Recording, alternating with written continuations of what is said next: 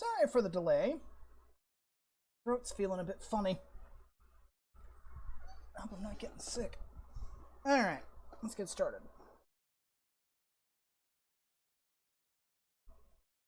Come on.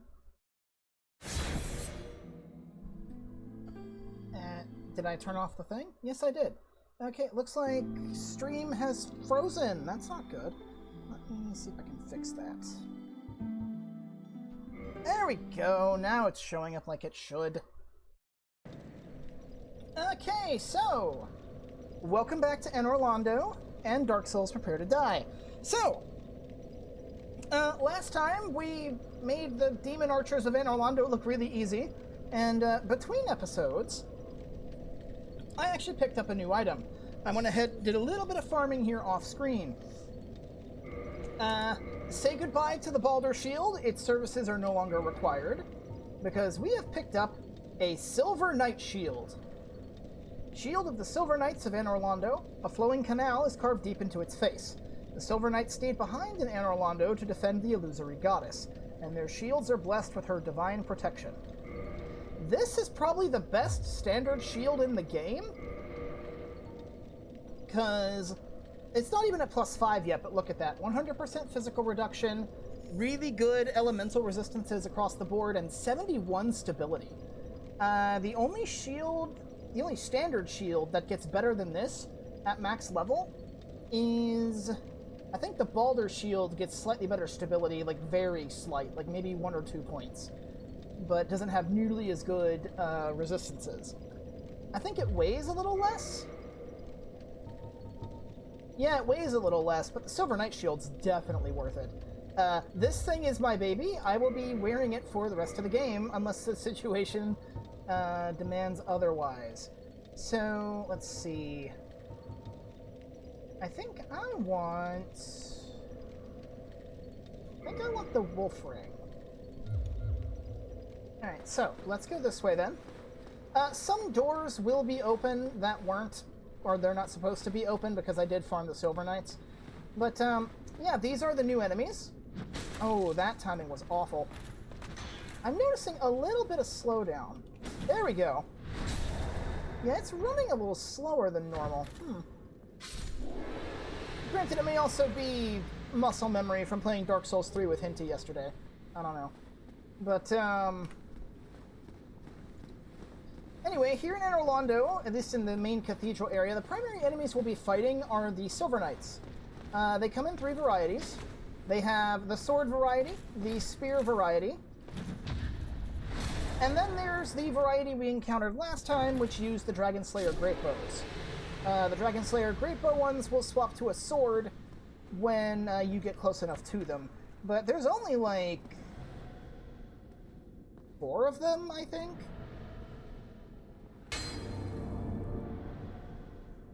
Secret wall in the fireplace.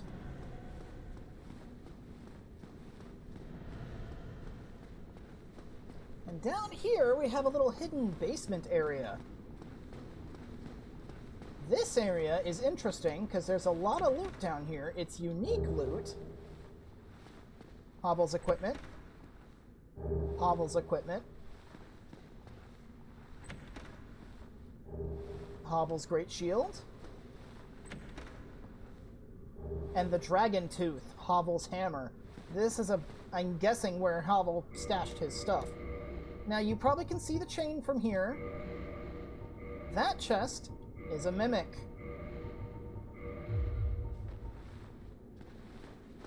Oh, I forgot to change off of magic weapon. Oh well. I'll end up having to come back to the bonfire anyway.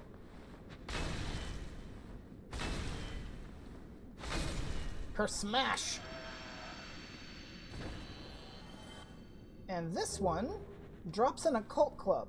Now, if you're wanting to be efficient, to minimize the amount of farming you have to do, instead of what I did to get the Divine Reinforced Club, you could take this occult club to Andre, and all blacksmiths that can perform ascensions, which is, well, all of them, but all blacksmiths can revert a weapon to a previous state for, I think you just have to pay a soul cost, and that's it. And whatever items were put into it will be lost, I think with the exception of crystal. I think once you convert something to crystal, it stays that way. But, like for an occult weapon, for instance, like this one, if you decided to revert it, it would instead, it would lose the occult prefix and turn into a +5 divine club, which is what most people use to run the catacombs, because you can just get it right here, simple reversal, you got a +5 divine weapon that keeps the skeletons down. Personally, I prefer the divine reinforced club because it's got better stats. Let's see, Wolfring, don't need you anymore. Let's see, where's my... There we go. Where is the halberd? There it is. Yeah, I'm going to be running the halberd through here because the Uchi just doesn't quite have the damage to one-shot the Silver Knights on a riposte. So this will make dealing with the enemies around here a little bit easier. And there are multiple mimics around. While I'm thinking about it, I'm actually going to run back to the bonfire and swap my spells. So once again, a fair warning. If you are playing online, or if you're playing remastered, turn off your online, otherwise you will be getting invaded constantly. There we go. That should do the trick. I don't think this guy's going to come after us if I walk past the room, but I want to kill him out of habit.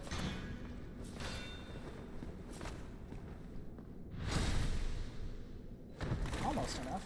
A backstab probably would have, or a two-handed backstab probably would have done it. Ooh. Oh, nice. Thanks. When I don't need an extra Silver Knight shield, you give me the Silver Knight shield. Oh yeah, it took me like... Oh, what was it?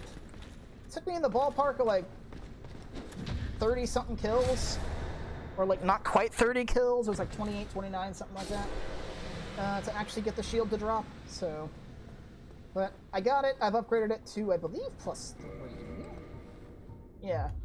And we'll be farming Twinkling Titanite for that when we get the ability to farm for Twinkling Titanite. But for now, let's see. This door is normally closed. There we go. That's better. Getting my groove back. Sorry, my thoughts are all over the place. But yeah, that door right there is usually closed. You have to open it and come in here. There's more than just that Silver Knight, though. If you come over here, there's an item. I think this is just a soul.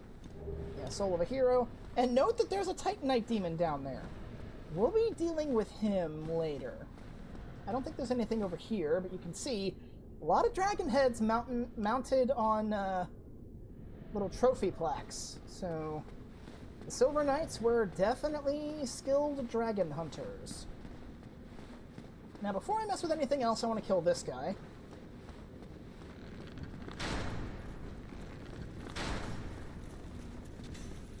Right. Now you want to be careful when you're fighting any Silver Knight that's wielding a sword, because sometimes they will kind of hold their sword up at, I think it's shoulder level, point it towards you, and then do, I think it's a running stab. That particular one cannot be blocked or parried, it just goes through defenses. Okay, so I'm going to go ahead and open this door. You can see the sword sticking out there. You aim it right. You can actually hit this guy. There we go. You can actually hit him through the wall. That attack! You cannot block that. There we go. Just like the Black Knights, they always follow up a shield bash with a very easy to parry move. So all you really got to do is bait out the shield bash and you've got them.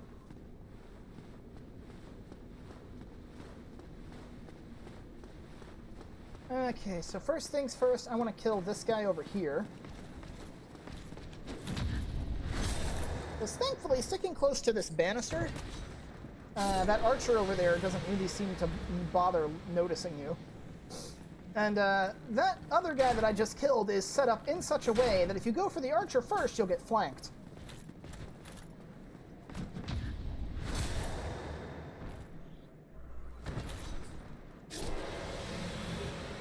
Yeah, unfortunately, the Silver Knights with the bows are not really good for farming.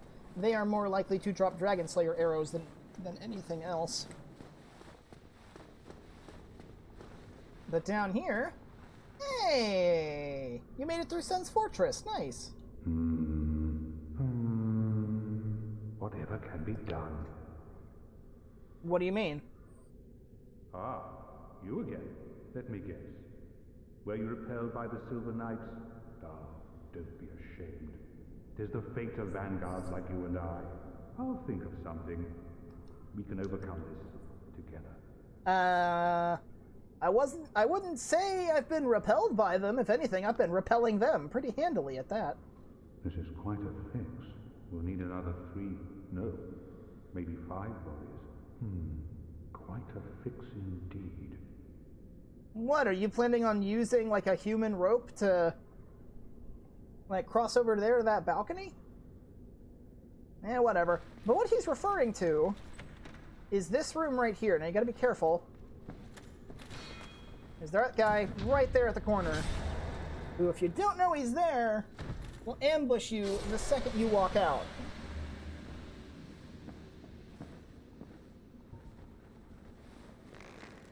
I think we'll deal with you first.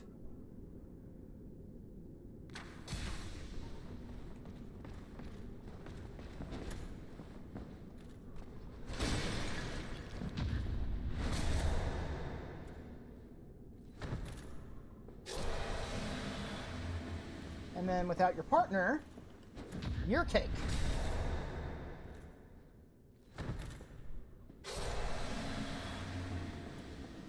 This chest is safe to open. More Demon Titanite, yes please. Now this door was actually locked from the other side. This is where we killed the archer.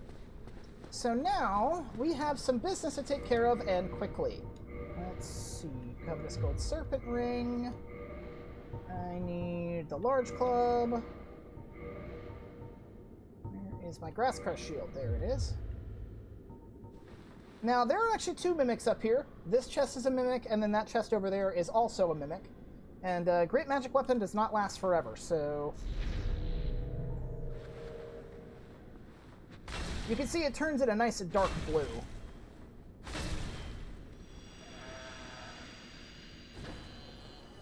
Silver coin. Okay, that's the guaranteed drop. Mimics will always have a guaranteed drop because, you know, they are treasure chests. So it's whatever item they happen to be guarding.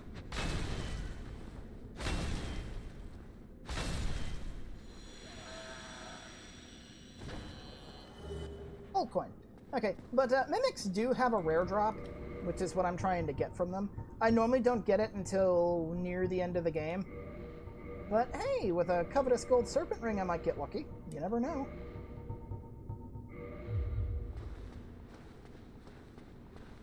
So now that I've dealt with all those, let's go talk to Siegmeyer again. Hey, were those the guys giving you trouble?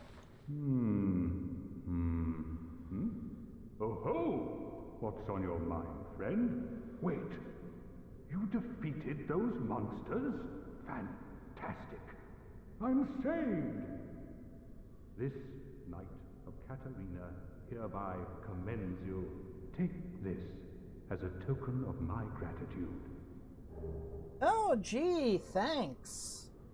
But be warned, gallantry entails great risks. Next time, give me a chance to come up with a plan. I mean, I came up with a plan faster than you did. It was kill them. But be warned, next. So let's look at that ring that he gave us. We could have gotten this as a starting gift. Ring made of an ancient tiny red jewel. Grants small increase to HP. Rings grant powers large and small. Their discovery and effective use can make one's journey easier.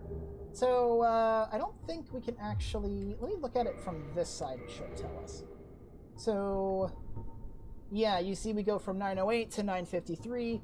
I believe that is percentage-based. The Tiny Beings ring increases your HP by 5%, which is such a small amount. Like, even at high levels, that's not going to make enough of a difference to really be meaningful.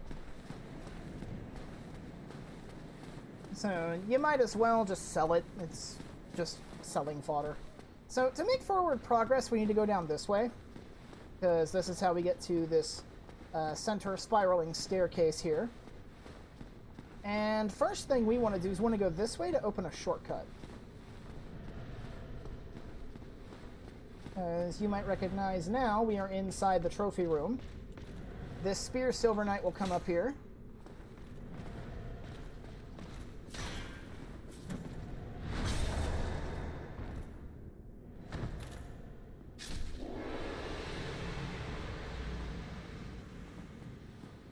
And then we got this one guarding some chests.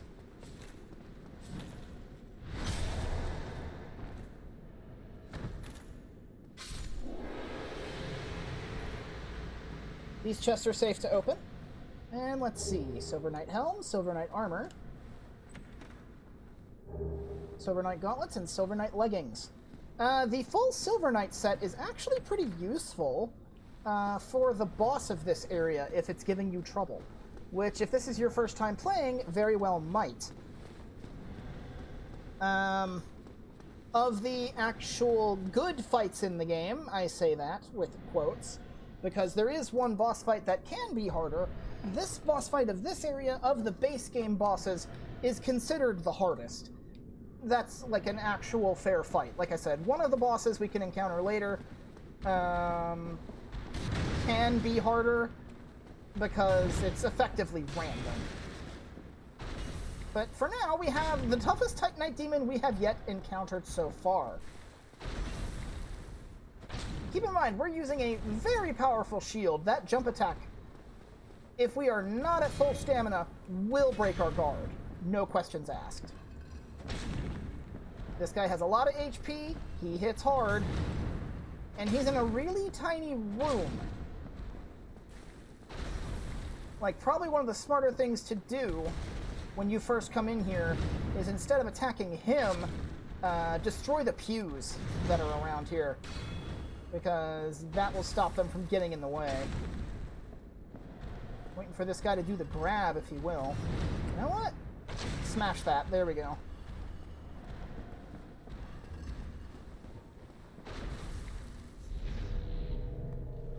Okay, it was fast enough. Something that's a bit... like, at the time, it was little known. It's more well known now. But one of the other effects of the dexterity stat is it increases your casting speed. This is more of a known mechanic in the later games, where there's actually equipment that can help you with that. But in this game, it's purely based on dexterity, so casters are encouraged to raise dexterity to make it so they cast their spells quicker, which is actually one of the reasons why one of the meta builds for PvE is the Dex Pyromancer, because due to Pyromancy only getting stronger through leveling up the flame, instead of any stat requirements, you're free to distribute your stats more or less however you wish, once you have however much attunement you want. Uh-oh. Ooh! Let me see if I can finish him. This is going to be very close. If he jumps, I'm dead. Ooh! As long as he doesn't land on me. Okay, he's doing the grab. Kill shot. Goodbye. Okay, 5,000 souls, Demon Titanite. I'm gonna go ahead and Estus. Oof. That's not the worst of it, but... I mean, actually, that probably is one of the worst parts of this area. Him and the Demon Archers. Down here can be pretty tricky, too, but... we have business to attend to in the upper levels first. And I want to clear out as much of this as I can before making a specific side trip, as it were.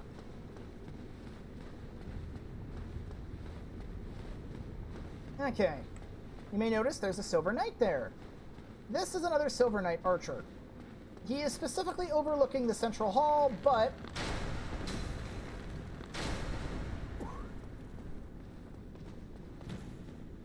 come on, come and get me.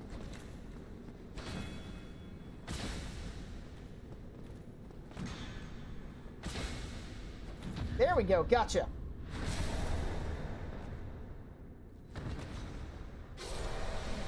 Alright, so for the enemies down here, I actually want to equip the Uchi for the bleed. And I want fall control.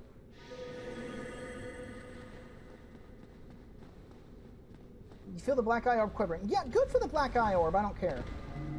So, these guys are robed sentinels. These are effectively more powerful sentinels from earlier in the area. These guys have more HP. They do more damage. They cast spells.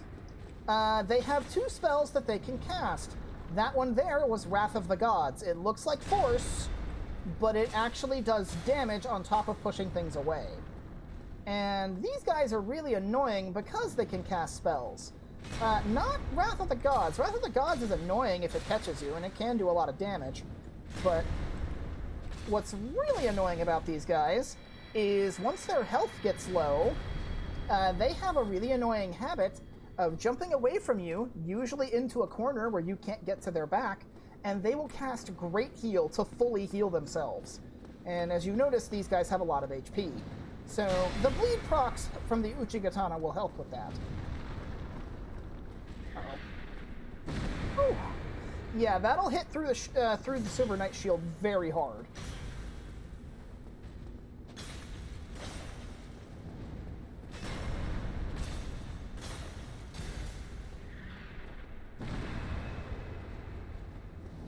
Get away from the stairs.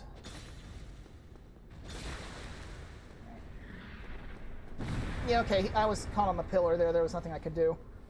Alright, he's gonna try jumping away now. Oh! Normally, yeah, see, he's backing off. He's gonna try and do a great heal.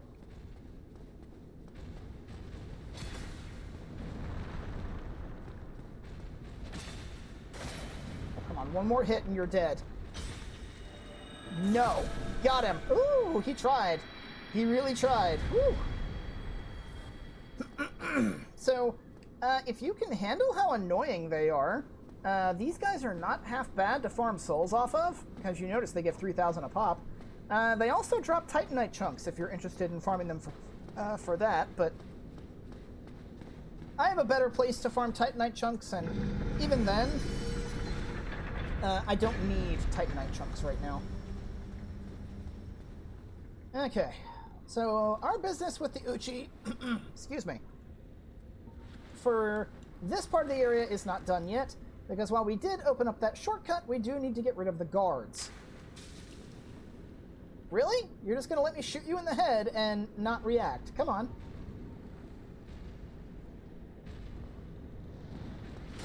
I don't know if these guys will cross the threshold or not. Because if they will, that'll make dealing with them easier. Come on. There we go. That's right, come this way.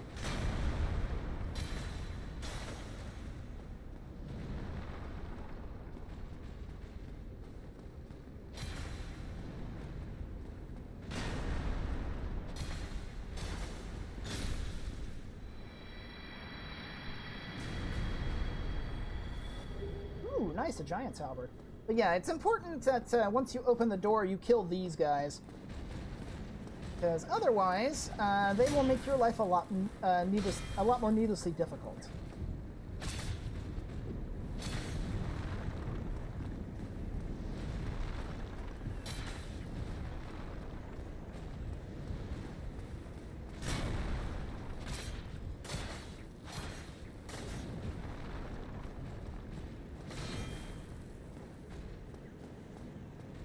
Come on, get away from that corner.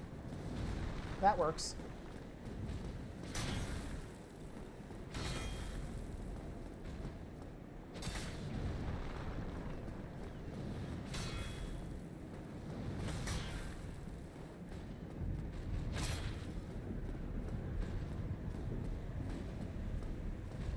A little more this way. A little more this way. There we go. Alright. So now that we've cleared the regular sentinels and we've dealt with the rogue sentinels, let me actually check. 65. Okay, so the lightning resistance on the various knight shields is the same. So the silver knight shield should do fine. I think it is, the silver knight shield is in general better. It has better magic defense, and it has better stability. So for physical, like general combat, it's better. For lightning, it's roughly the same, whereas the Black Knight Shield excels at dealing with fire elemental attacks.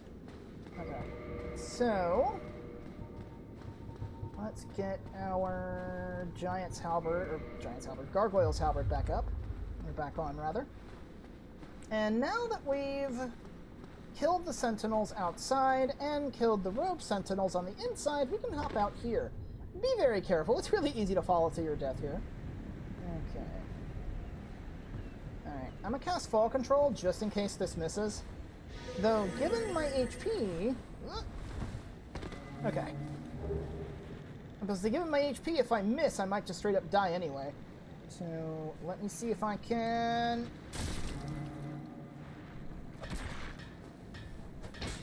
Well, I didn't intend to kill him that way, it just happened to work out that way. So you know what, that's fine by me. Alright, so let's actually fight one of these guys up close. That spear's got really long reach, so be very careful. Also don't want him going in there. There's a friendly NPC in there, and I don't want him accidentally hitting the guy.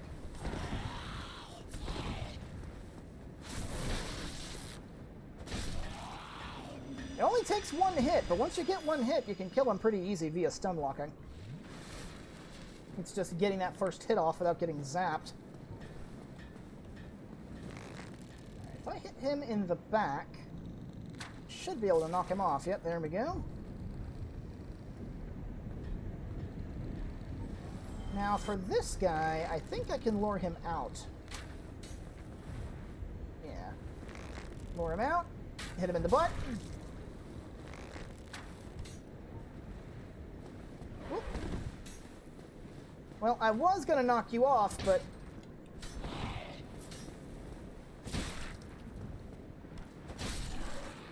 I guess that works too.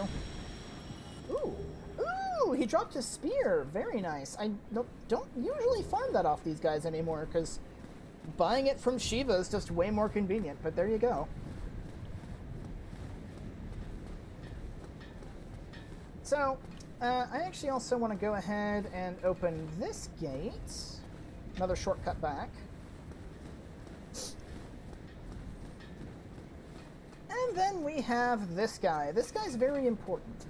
But, before we talk to him, you may notice there's a treasure chest next to his anvil. And we can't get to it from this side. Supposedly, if you want that chest, you have to kill him to get him out of the way. But that's not the case. You don't gotta do that. You can just kind of roll and walk past him, open the chest from this side, and get its contents non-violently. The Hawk Ring. This is a ring I will be taking advantage of. Let's see. Hawk Ring. One of the special rings granted to the 4 Knights of Gwyn. The Hawk Ring belonged to Hawkeye Goth, who led the Great Archers. Boosts arrow range so that arrows fly like they were shot by Goth's great bow, which took down high-flying dragons. So, the real benefit to the Hawk Ring is the increase in arrow range. It also lets you zoom in farther when you're using manual aim. And the main benefit of that is with increased range, also means decreased damage fall off. So your arrows won't be doing less damage at further distances until they're like really far away. So this is really good for sniping enemies. So I'll move that probably there. Yeah, the Hawk Ring is kind of a situational thing, so I won't use it too much, but there are situations where it is useful. But now, let's talk to this guy. It's one of the giants from Sen's Fortress, but he ain't hostile. In fact, he looks like he's forging a Baldur side sword there. Who are you? Forge your weapons? Sure. Talk, 'tis no good, but forge, very good. I help any time. Talk, 'tis no good. No one home, everyone gone. But you, friend, you talk. I no talk, but happy. I mean, you seem to be pretty chatty so far. So you're the only one here? I beg to differ.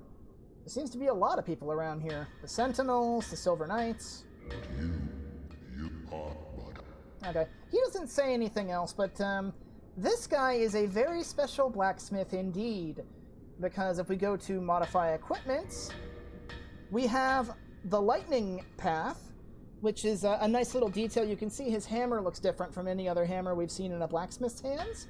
His hammer is made of wood, wood being a non-conductive material. So, because he's probably forging lightning weapons, he has a wooden hammer so he doesn't get shocked while forging them. Very nice touch.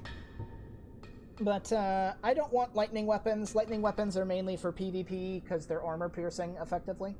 What we want is this. This guy can forge boss souls into weapons.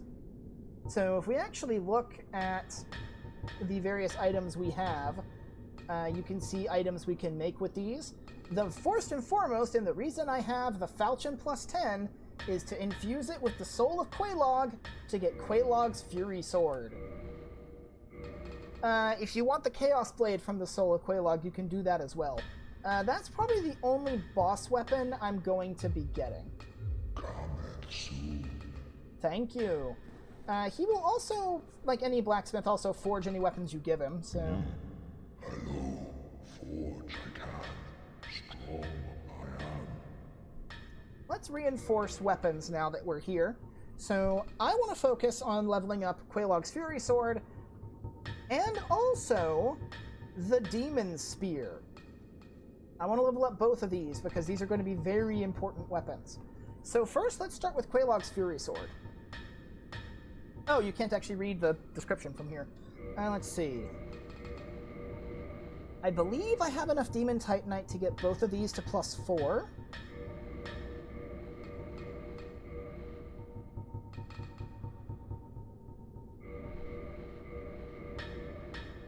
Yeah, so we can get this to +4. And we unfortunately do not have enough to get them to +5, but +4 is more than sufficient for our needs. Comment soon. So, let's look at these new toys. Quelaag's Fury Sword. A curved sword born from the soul of Quelaag, daughter of the Witch of Izalith, who was transformed into a Chaos Demon. Like Quelaag's body, the sword features shells, spikes, and a coating of Chaos Fire. Power affected by wielder's humanity. And then down here, we have our Demon Spear. Carved from the bones of fellow demons, wielded by the slim lesser Batwing demons. The weapon of these Chaos Demons wandering in Orlando are different from those of other Chaos Demons and are imbued with lightning. So both of those weapons are very important because they are elemental weapons that have stat scaling on them. If we actually look, you can see that Quelaag's Fury Sword has an EB scaling with Strength and Dex respectively. So how Quelaag's Fury Sword works as a weapon... let me actually check my humanity status. I am human, so this actually might work. But how Quelaag's Fury Sword works is Quelaag's Fury Sword is what is known as a Chaos weapon. It has its damage split between physical damage and fire damage. And in this case, it's a fire/chaos weapon that actually has proper stat scaling. Because the physical damage scales with strength and dex. It's one of the better dex weapons, but what's really nice about it is the fire damage. The fire damage scales with your liquid humanity because it's a chaos weapon. So if you have up to, I believe it's 10 liquid humanity is the cap for the fire damage bonus. So with at least 10 humanity, we'll be getting the most damage we can out of it at this point at least. And anything we fight that's weak to fire or otherwise physically resistant, we'll be using Quelaag's Fury Sword to take it down because it's mostly fire damage. And the same goes for the Demon Spear. The Demon Spear is a quality weapon, CC scaling with strength and dex for its physical damage, but it has static lightning damage, and it's roughly a 50-50 split. So the lightning damage is what's really good here. It's really good for armor piercing. And another good thing about the Demon Spear is that out of every spear in the game, it has the longest reach. So now, We've cleared this area of treasure, we've killed all the monsters in the way, and we've gotten our Demon Titanite weapons forged. There's only one thing left to do, and that's go through the boss fog at the end of the hallway there. But before we do that, I want to summon our Sun Bro.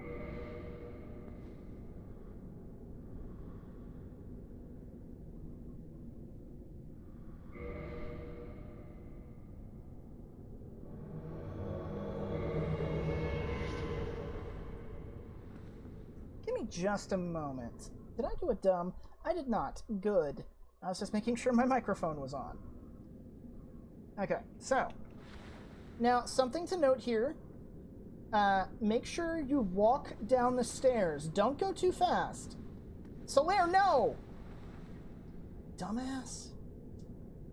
So, if you walk down the stairs, normally he's not supposed to do that. But you see, he took a little bit of damage, so that's going to make him a little bit less useful than he otherwise could be.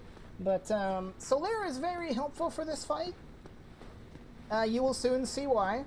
Now, I want to make some very specific adjustments before heading in. Spells are not going to be particularly useful here. So, let's see. I want the Demon Spear in my main slot. If I can find it. Demon Spear, and I want Quelaag's Fury Sword in my second slot. No ranged weapons here. Okay. Still doing good there. I want to equip the Darkwood Grain Ring, because poison isn't going to help in this fight. And let's see, I do have Green Blossoms. 8 Estus. I should be good to go. The Silver Knight Shield should do fine. I think we're good to head in.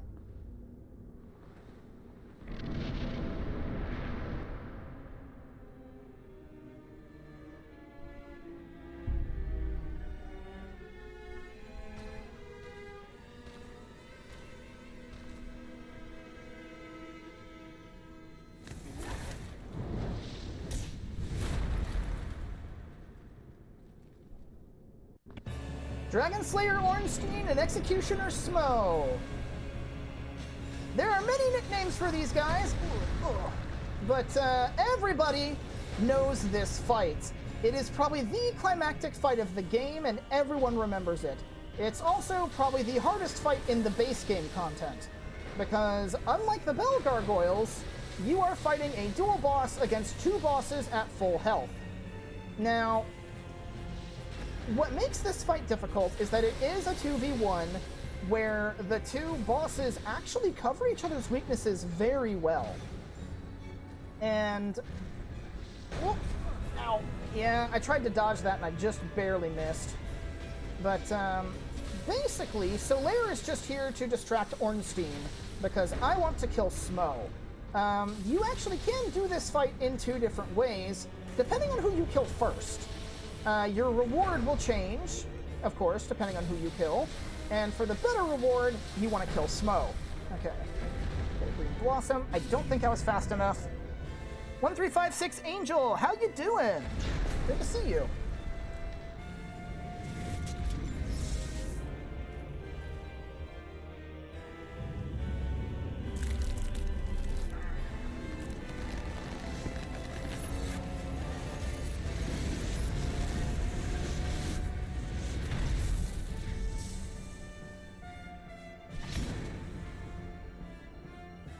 Okay, so now that we have killed Smough, we want to switch to Quelaag's Fury Sword. I neglected to mention it because I was busy talking about other stuff, but Smough is weak to lightning, Ornstein is weak to fire. So now that Smough has been dealt with, we want to use Quelaag's Fury Sword. As far as ability changes that go on, you see Ornstein becomes a giant, and he also gains... whoop! He also gains Smough's Butt Stomp attack, only his Butt Stomp has a lightning AoE attached to it. Now,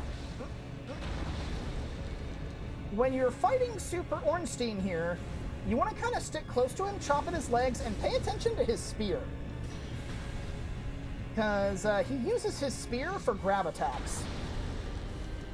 And Solaire is not going to survive this fight. I have never seen him survive. That's the grab. I have never seen him survive against Super Ornstein. He's mainly here just to make sure you can actually get to Super Ornstein.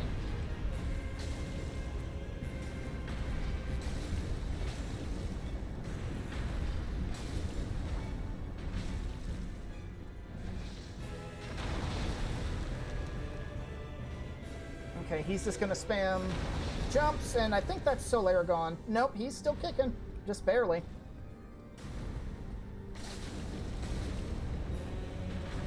But yeah, this is definitely one of those fights where my best advice is focus on what the boss is doing. Don't pay attention to their health.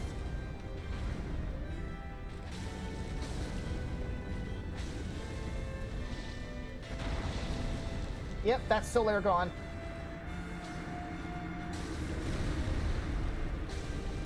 Oh! Oh, that was almost me gone, too. Youch. Alright, I want to wait for him to do something that leaves him open. Thank you. Whew.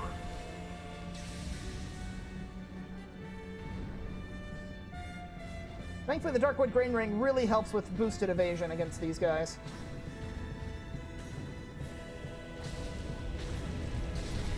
Got him.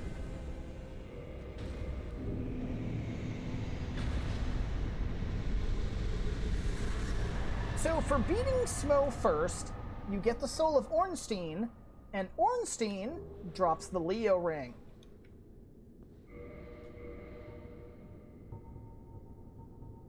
One of the special rings granted to the 4 Knights of Gwyn. The Leo ring belongs to Ornstein the Dragon Slayer. This ring strengthens counters with pierce weapons. His lugged spear is said to have sliced a boulder in two. So that's going into a relatively obscure mechanic that you have actually seen happen a couple of times.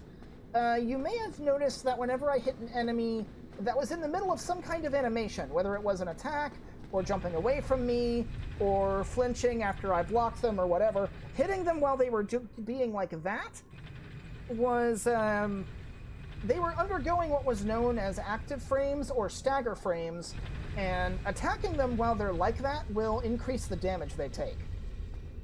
The Leo ring specifically improves upon that damage bonus. Alright, so let's swap weapons here. Get back to what we were doing before. Let's see, where's my bow? Alright, and this should be good for now. As far as other things with the Ornstein and Smough fight, really it's just you want to focus Smough until you get to the second phase, or whoever you want to fight. You do get different souls depending. But once you get to phase 2, it's really not that bad.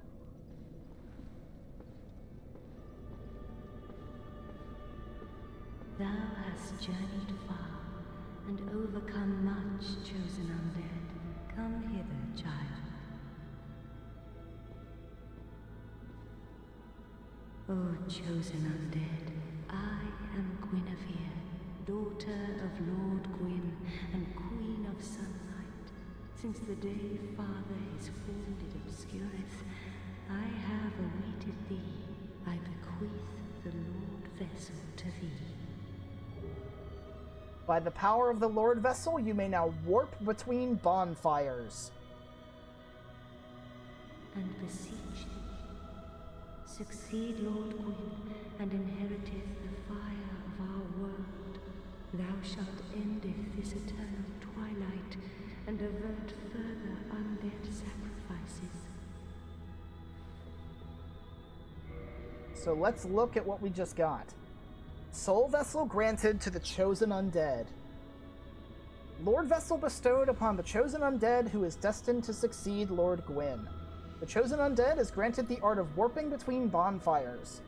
To open the final door, place this vessel on the Firelink altar and fill it with powerful souls. This is what Frampt sent us to find. O chosen undead, thou hast journeyed far. So, do you have any more information for me? Since the day Father his wounded obscureth, I have awaited thee, once living, now undead, and a fitting heir to Father Gwyn thou art. O chosen undead, and beseech thee, succeed Lord Gwyn, and inheriteth the fire of our world, a grave and arduous test of mental, yea, it shall be. Indeed, we had felt the warmth of fire, its radiance and the life it sustaineth. Without fire, all shall be a frigid and frightful dark. Please, Father's role thou should assume, and inheriteth the fire of our world. Thou shalt endeth this eternal twilight, and avert further undead sacrifices. Kingseeker Frant, the primordial serpent, shall guide thee. Please, thou... Okay. You don't have any more information for us, but she does have a new covenant. Sure, I'll join you.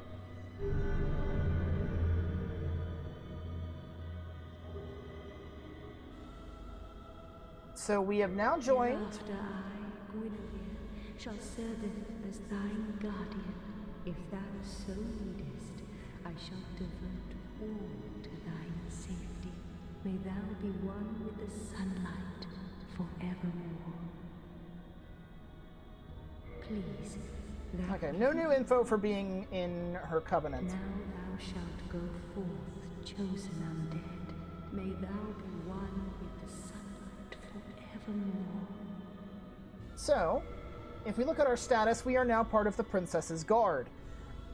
I don't really know of anybody who has seriously played as a Princess's Guard, because the Princess's Guard's kind of a joke covenant. A lot like the Way of the White, Princess's Guard does not have any sort of progression system. It's a co-op focused covenant. The main benefit to being a Princess's Guard is that if you are part of the covenant and your faith is high enough, you get access to 2 very specific healing miracles that affect multiple people. But the fact of the matter is you have to be in this covenant, you have to have really high faith, and those spells are found in very specific locations. So, both of which can only be found after getting into the covenant in the first place. So even being in the covenant, you're not going to be using its main benefit for a while. So, yeah, most people don't bother with the Princess's Guard, aside from joining it. I joined it to get this nice ring. Ring of the Sun Princess. This ring is granted to those who enter a covenant with Guinevere, daughter of Lord Gwyn, and the Princess of Sunlight. This slightly warm ring boosts the synergy of miracles. The Princess of Sunlight Guinevere left in Orlando along with many other deities, and later became wife to flame god Flan. So, what that does is that's a bit of an obscure mechanic that, unfortunately, in Prepare to Die no longer works unless you have the ring equipped. If you are playing Remastered or any other version that has online, while you are traveling around specific areas, you may see little rings of white light on the ground, similar to the one on top of Sen's Fortress after we killed the Iron Golem. That is known as a Miracle Synergy Sign? Or, no, it's a Miracle Resonance Sign, is what it's called. And if you stand in close proximity of one of those, very specific miracles get buffs. I believe most of the miracles that are affected, I believe, include Force, Wrath of the Gods, Heal, Great Heal Excerpts, Great Heal, and I think Emit Force, but I could be wrong. It's a very few specific miracles that actually benefit from it. But the power of a Miracle Resonance Ring actually stacks with itself. The more rings are in close proximity when you get the bonus, the more powerful it is. And what the Ring of the Sun Princess does is it's effectively a Miracle Resonance Ring that you equip. You will always get at least the Tier 1 bonus of a Miracle Synergy.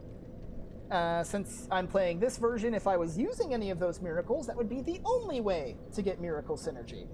I believe this makes it effectively a worse version of the Ring of the Sun's Firstborn, because that increases damage by a flat 25%, and I think, or it's like 25%, something like that. And the benefits of a Miracle Resonance Synergy at the base level is like 5 or 10%. So the Ring of the Sun Princess, as a ring, is pretty useless. So, I want to point some things out here. Oh, did we lose the blue eye orb? Yeah, we did. We actually lost it from leaving the Covenant. But, let's see. I believe... Like here, this mentioned that Princess Sunlight Guinevere has left. I believe I already sold the Dark Moonblade Covenant ring, so I can't look at that. But something else we have...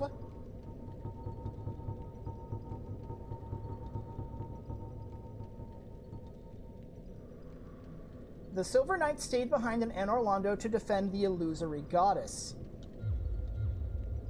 And the Ring of the Sun Princess has noted that Guinevere left long ago with the flame god Flan. If you are playing online and you are at all concerned about being hunted by the Blades of the Dark Moon, do not do what I'm about to do, because this Guinevere is a fake.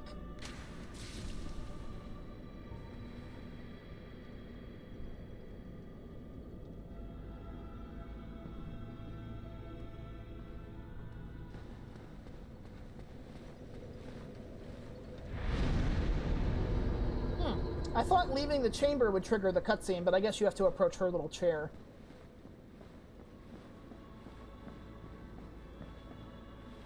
There we go. Thou that tarnisheth the godmother's image, I am Gwyndolin. And thy transgression shall not go unpunished.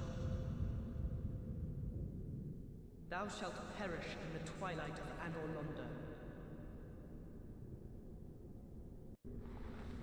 So now I have committed the most grievous of sin that Oswald cannot remove.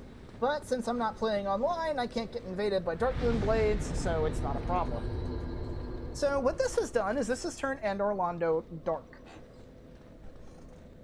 Dark Anor Londo mainly changes in the outside area of the cathedral. All of the sentinels, including the robed variants, are gone. I believe the Silver Knights still remain. The Painting Guardians are still around. And if I'm not mistaken, the Batwing Demons are also still around. But we have some new enemies in their place. Some new unique enemies. Because if we look down here, we see some NPCs. My guess is that these NPCs are either Dark Moon Blades or Princess's Guards. Because you can see we have what looks like a Balder Knight that I missed completely. I need to aim a little further down. There we go. And then that gentleman next to him is a Knight of Baranike. Oi!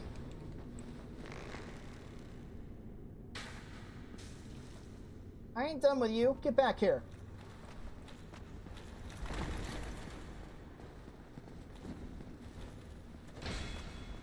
I believe these guys will attempt to parry you, so do be careful.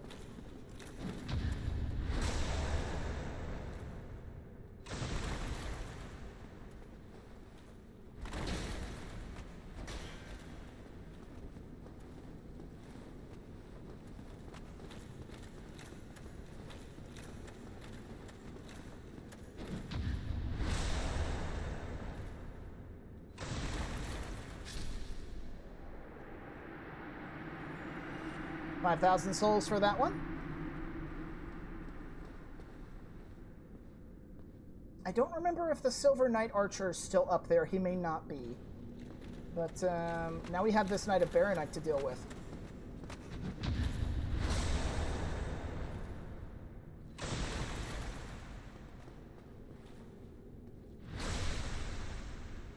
Pretty standard stuff. Let's see, is Mr. Silver Knight Archer still up here, or is he gone? Because I'm pretty sure... No, he's gone. But, so this one's gone, but the rest of the Silver Knights in the back area, those guys are still around if you feel the need to farm them. So now we have some business here, now that we've dealt with that. Let's see, I'm going to want the Wolf Ring for this part. I'm going to want... Where's the Grass Crest Shield? Going to want that. And I'm going to want Hidden Body and Great Magic Weapons. So what we're going to do now is, when we came here earlier, we noticed the Black Eye Orb was quivering. Try invading the world of the Firekeeper's Killer.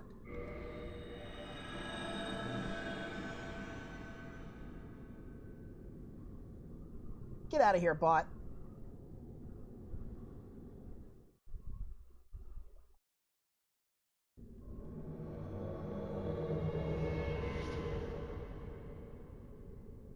Invaded the world of Night-Lautrec the Guilty. Now, I believe these guys group pull. You aggro one of them, you aggro all of them. Night-Lautrec is the main target. He's the one you have to kill to complete the mission. However, I want to kill Mr. Sorcerer over there first. Yeah, they're group pulling. So they've seen me.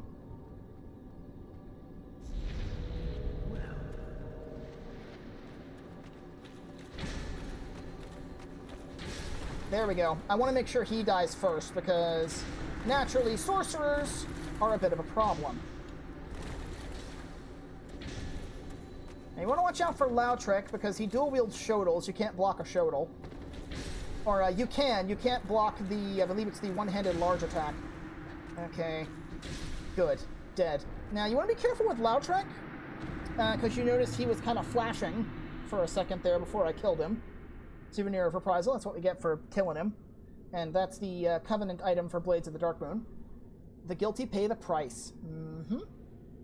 So you gotta be careful with Lautrec, because you noticed he was glowing. He is equipped with a red Tearstone ring. He gets a damage boost when he's low on health. He also packs a parrying dagger, which he'll switch to sometimes. And if he parries you while he has the red Tearstone ring active, you're as good as dead. So we get the Firekeeper Soul, the Ring of Favor and Protection, and 5 humanities. But that's not all. There's more stuff here.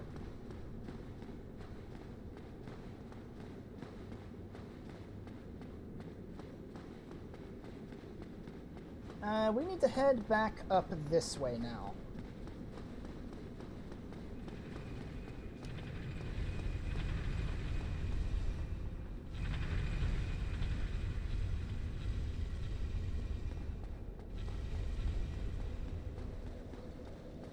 Okay.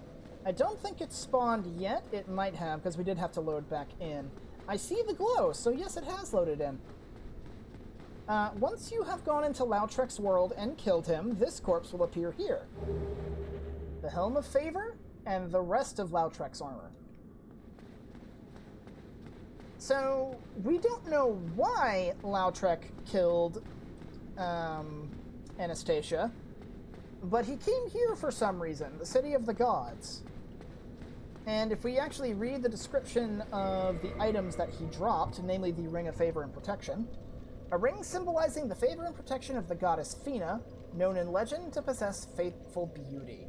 This ring boosts its wearer's HP, stamina, and max equipment load, but breaks if ever removed. That raises all 3 of those stats by, I think, 20%, and if you take the ring off, it breaks. So that is something I consider a bit of a crutch. It's a very powerful ring, but basically everyone and their mother uses that ring. Most players will kill Lautrec the second he shows up to get that ring early. I prefer to leave him alive to let him play out his quest line, because the rewards you get for it, or at least progressing along it, I think are worth it. Namely the Dingy set, because it's the best light armor for magic defense. It helps a lot. It has really good curse resistance too. But now that that's concluded, there's only a couple of more things we can really do in Anor Londo. Because something I should mention, if you didn't open up the path to Gwyndolin by using, I believe it's the Dark Moon Seance Ring in the Dark Moon Tomb area, if you didn't do that, doing what I did here with the Guinevere does actually open that up. Oh, I guess the Batwing Demons are gone. But you may notice somebody's waiting for us down here.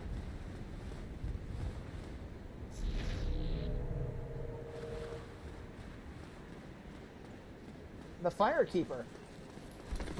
So it was you, was it? How dare you produce a blade upon a deity?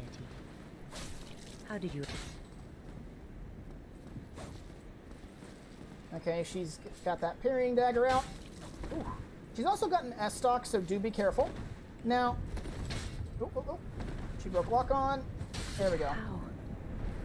This man is a threat, Master Gwyndolin. Firekeeper Soul. We got another one. So she'll attack you if you either make an Orlando dark, or if you kill Gwyndolin, because Gwyndolin is a boss that you can fight. And as a matter of fact, we're actually going to go pay him a visit right now. So this is a bit early to be fighting him,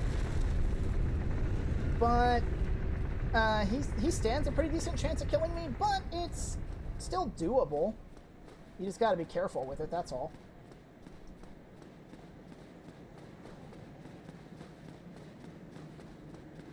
Okay, so first things first, before we head in, let's make some adjustments.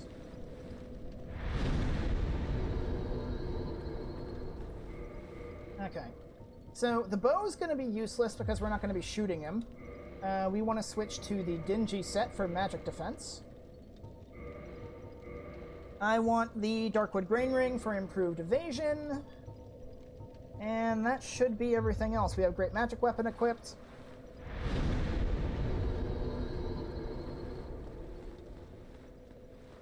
We've got Green Blossoms.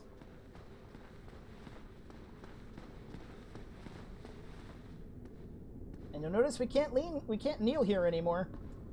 He angy. He very angy. So let's teach him a lesson about temper tantrums.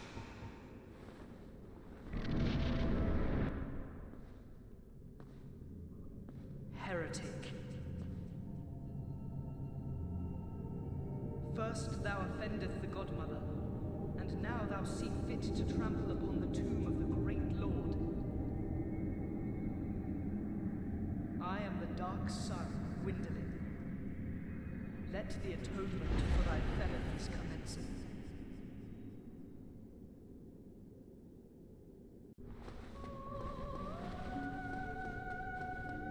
So, this fight is basically a get back here boss. Gwyndolin will just constantly run away from you. Whoop! That attack right there is why we want the Darkwood Grain Ring. He basically just keeps his distance and shoots at you. He primarily does magic damage, but as you can see, he does have a bow.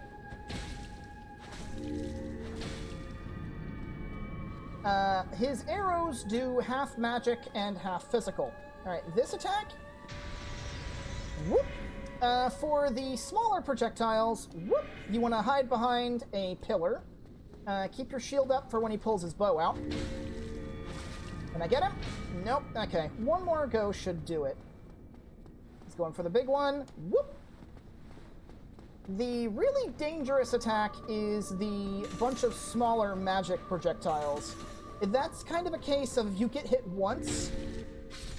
Oh, heretic, swathed in dark, an eternal curse upon thee.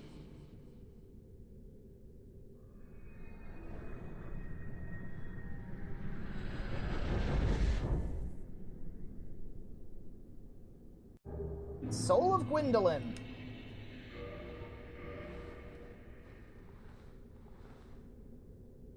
Okay, so the most dangerous attack that Gwyndolin has, besides the big beam, is the multiple smaller projectiles that home in on you.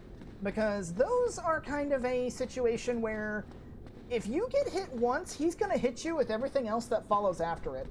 And usually when he kills me, it's because I get clipped by one of those, and he almost immediately follows up with the big laser, or the big beam, which even with this set providing magic defense, will still more than likely one-shot me at this point. The brass set, which is what the Firekeeper of this area was wearing. Probably standard issue armor for Dark Moon Knights. And then here is the big prize if you are a miracle user. Sunlight Blade. Sunlight Blade is a single-use miracle which basically replicates a gold pine resin that scales with your faith. It's a very nice weapon buff. I can't use it, but it's nice to have. And of course, you know, we got a boss soul for our troubles, and that's basically almost everything here in Orlando. We're basically done. We'll be coming back here later. Maybe even potentially in this episode. Let me see. No, we are over an hour, so I don't think we'll be coming back here this episode. Definitely next episode, though.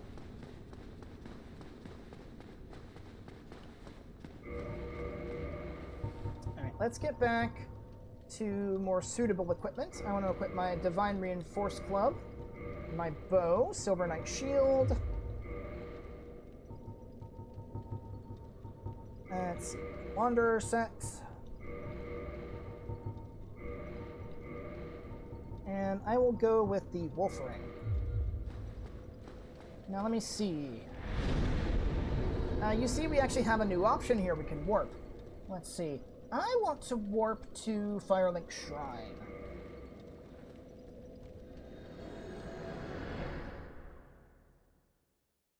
This is not necessarily where I want to go yet, but where I do want to go is linked to here. But before anything else, let's bring Anastasia back.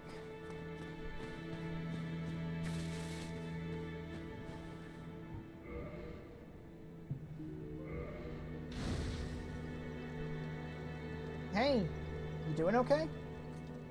Thank you. I'm Anastasia of Astora.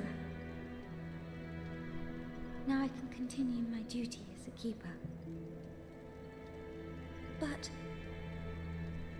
I only hope that my impure tongue does not offend. You can't offend me, don't worry. You can have the soul of your sister, though. Forgive me. I am impure. My tongue never intended for restoration. Please, if you have any heart, leave me be. I wish not to speak. Poor girl. Well, she's safe at least. With Lautrec gone, nobody else is going to attempt to murder her, so we've got that going for us at least. What's up, Siegmeyer? Well, fancy meeting you here. You did much for me up above. I am grateful. You know, I was thinking the gates, the old fortress.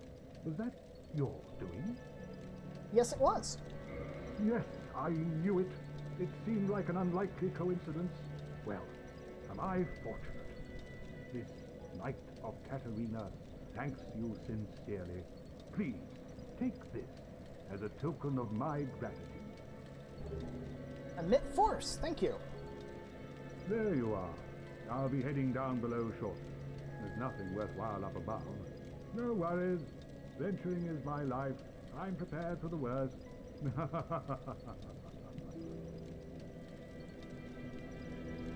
There you are. No. Nothing new from you. And actually, I want to go with the Uchi and the Black Knight Shield. That should give you an indication as to where I'm going. So let's check out on our other NPC friends, because Logan came back. Oh, hello again. I was waiting to tell you. Master Logan has returned, and he tells me that he has you to thank. Well, we are both in your debt now. Thank you, sincerely. He's just over there. Go along and have a chat. Oh, hello. I appreciate the attention, but you really should speak to Master Logan. That will certainly do you more good.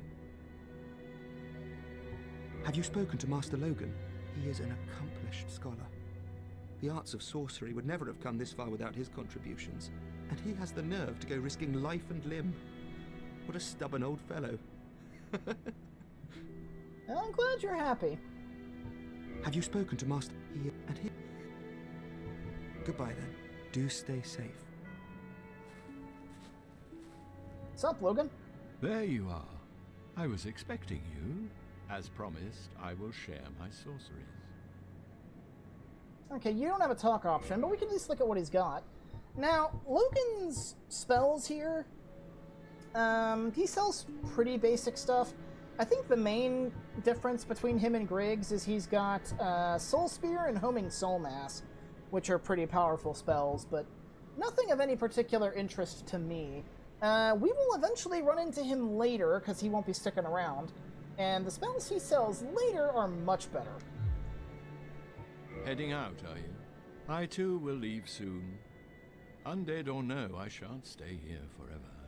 You have great potential. Don't go and die over nothing. Will do.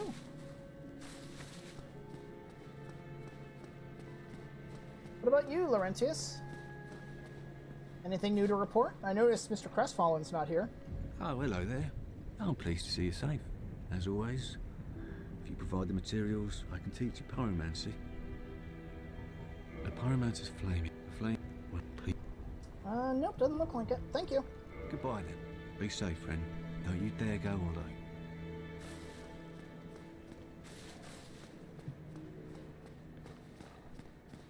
Let's see, what about you? Do you have anything new to say? Oh, I'm sorry. Sometime. Nope. Alright, so, we actually do have business we want to attend to back at the asylum.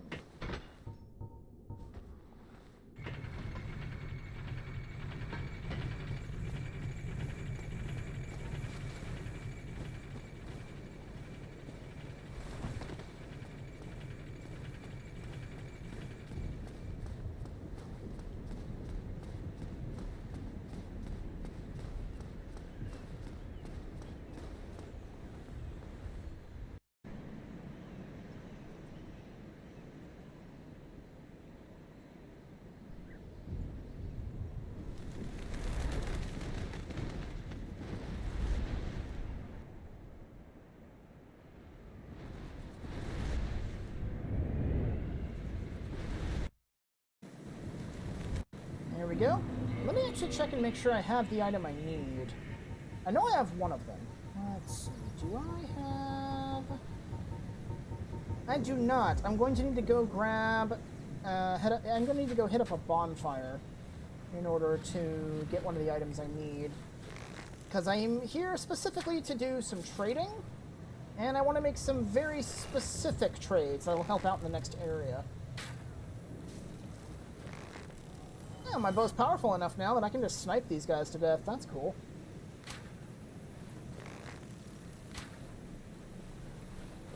Okay, I can semi-snipe them to death.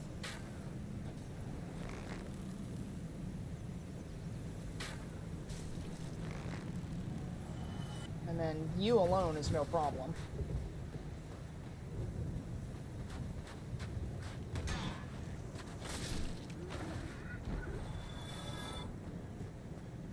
Now, even though the stray demon is dead, the fall-away floor trap is still there, so you don't want to be walking straight ahead onto that floor.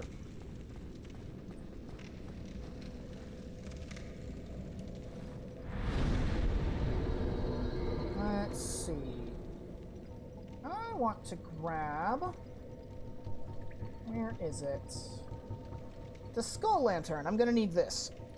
Might as well go ahead and organize inventory since I'm here. Say goodbye to the Baldur shield. We're not going to be needing that anymore. Don't need 2 silver knight shields. Havel's great shield we don't need. Keep the black knight sword. We might need that in the future. I think everything else. Yeah, we don't need the occult club. Let's see. Dragon tooth we don't need. Don't need a second demon spear. I also picked up a silver knight spear. If you're planning on using spears and you're looking for a divine weapon, the Silver Knight Spear is actually pretty good for that. It has divine on it innately. Let's see, Dragon Slayer crossbow, or Dragon Slayer crossbow, Dragon Slayer bow, or great bow, we can just put that away. Should be everything else here. Okay, Dragon Slayer arrows, armor, we can put some stuff away. Let's see. Don't need the brass sets. Don't need the Silver Knight equipment. Don't need Lautrex's equipment. Don't need Hovel set, at least not yet. Hovel set actually will be helpful later. Let's see. Gargoyle helmet, that's fine. Tiny Being's ring. Let's see. We don't need the Darkmoon Seance Ring, Ring of the Sun's Firstborn, Darkmoon Blade Covenant Ring. We need the Ring of the Sun Princess. We're going to need that. We don't need the Leo Ring. Let's see. Don't need the Ring of Favor and Protection either. Oh, okay, we just put the Blue Eye Orb away. We didn't lose it. Okay. Let's see.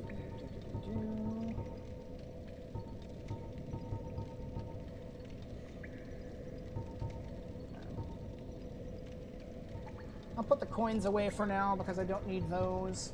I can put away the Soul of Gwyndolin. I don't need that for now. I'll hang on to everything else. Forge materials are kind of irrelevant at the moment, and that should be good. Okay.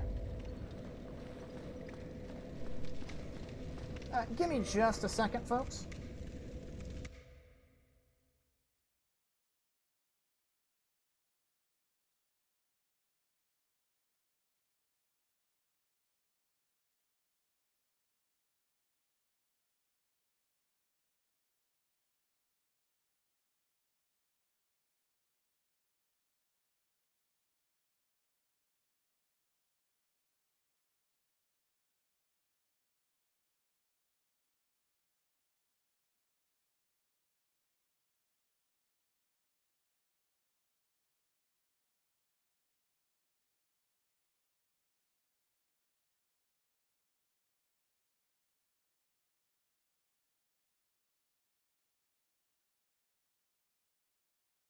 Sorry about that.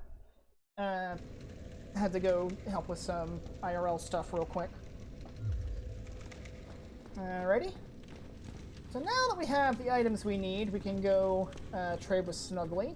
One of which is very important, the other is just kind of nice to have. I'm sure these guys aren't about to run up on me. It doesn't look like they are. So let's see. If I do this right, I should be able to just kind of pick them, or not. Invisible collisions! Ooh, that was nice.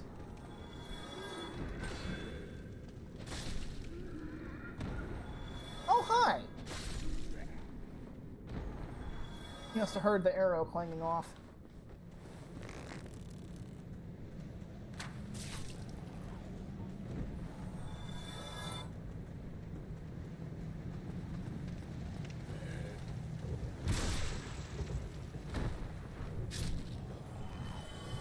Alright. That should be that. We can make our trades here.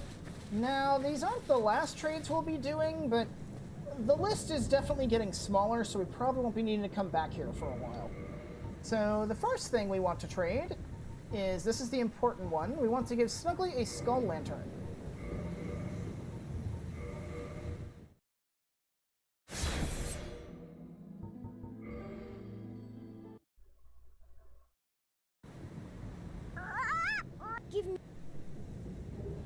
The Ring of Fog. I mentioned this ring earlier, but this is how you can get it if you don't feel like messing with the Forest Hunters. Those who befriend Elvina are given this mysterious ring. It resembles a pearl with its robust, pure white fog. The ring camouflages its wearer's presence, helping to prevent detection. That's basically an equipable version of the Hidden Body spell. And speaking of rings, the next thing we want to trade is the Ring of the Sun Princess. This is the reason I joined the Princess's Guard.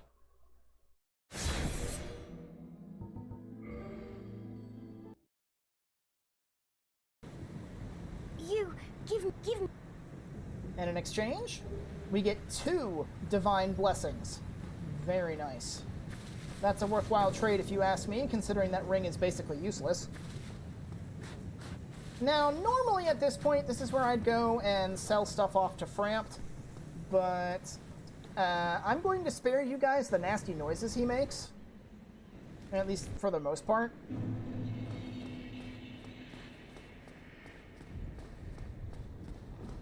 Because I know a lot of people don't want to hear that. But before we do anything with Frampt regarding selling, we have to wake him up.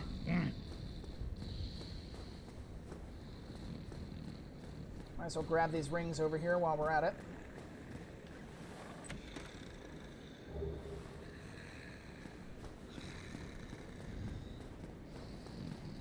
Okay, so sometimes when you come back here, he'll be asleep.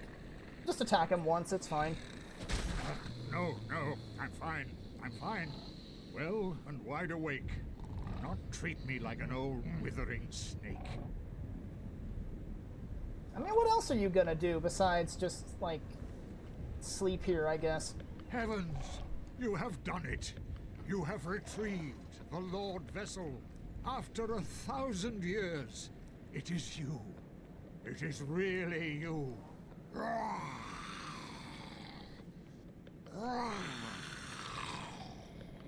Gross. Forgive me. I really should calm down. Now, let us take that vessel on a journey. I assume that you are ready. Now, be still.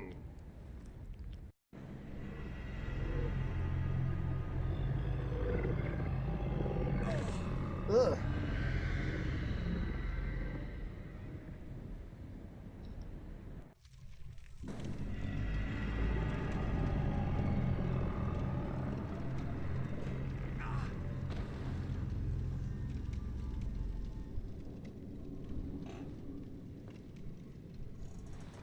This is the Firelink Chamber for the successor of Lord Gwyn. Now, place the Lord Vessel on the altar. So, this is going to be going into a little bit of a hidden thing because it involves an NPC we haven't encountered yet. Or, well, once I do this, we won't. But, Frampt is not the only primordial serpent. There's another one hanging around by the name of Koth. The way you encounter him is by doing some very serious sequence breaking and killing a boss that I'm not going to be getting to until a lot later. Koth is the Covenant leader for the Dark Wraith Covenant. Dark Wraiths are the primary PvP Covenant.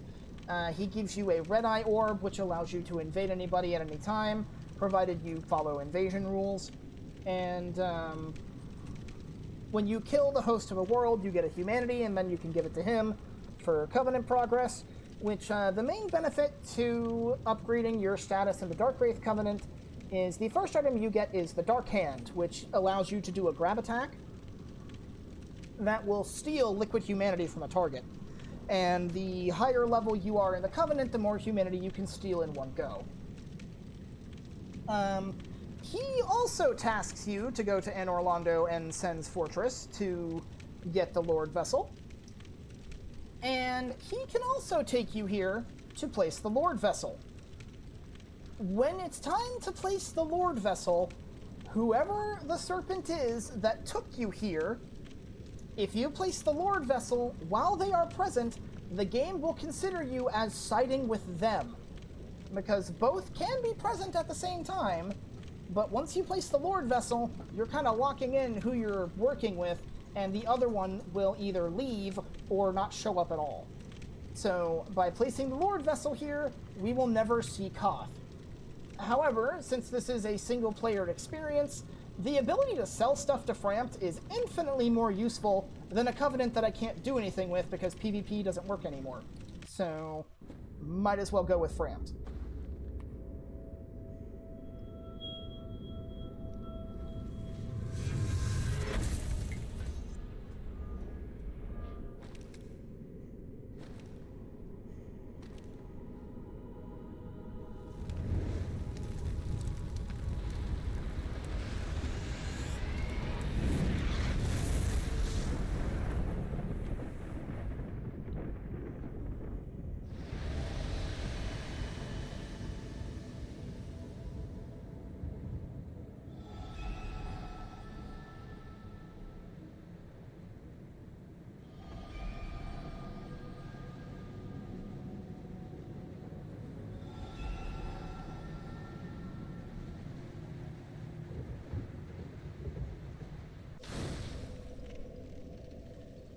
So now the 3 golden fog walls have lifted.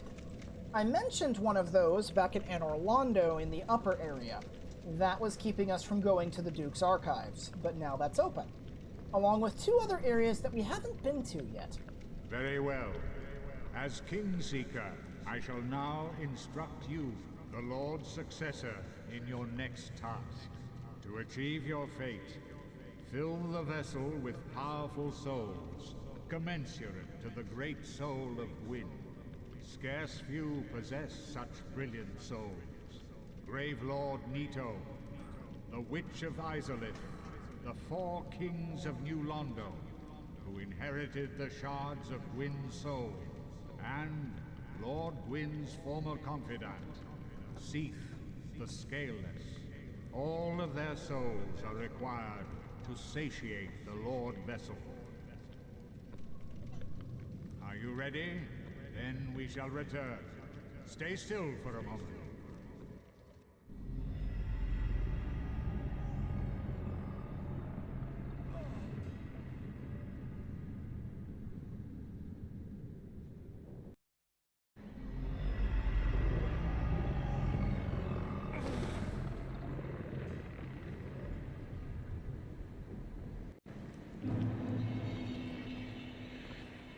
So, a brief thing on the Primordial Serpents.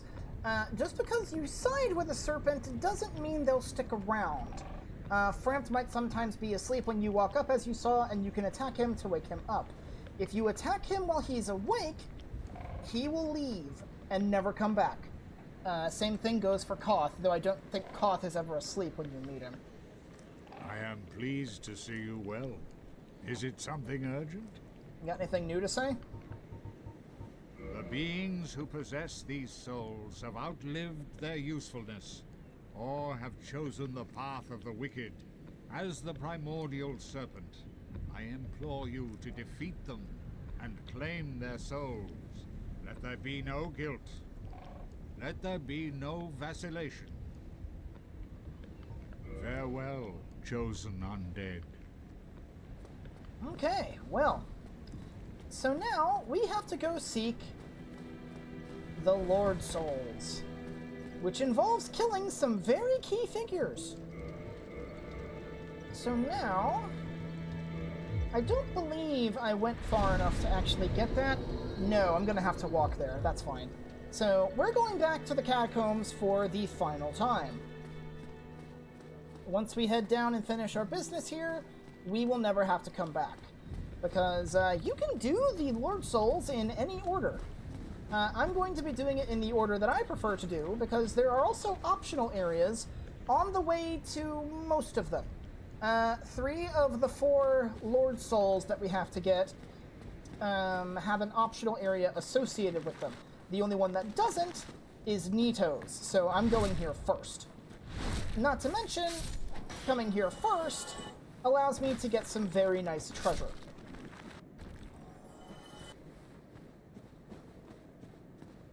So, we're going to take the quick way down the catacombs, which involves taking all the drops and stuff. At least for the most part, because we are still going to have to deal with the bone wheel skeletons. But we can at least head down part of the way, taking some shortcuts. So hopefully this won't take too long.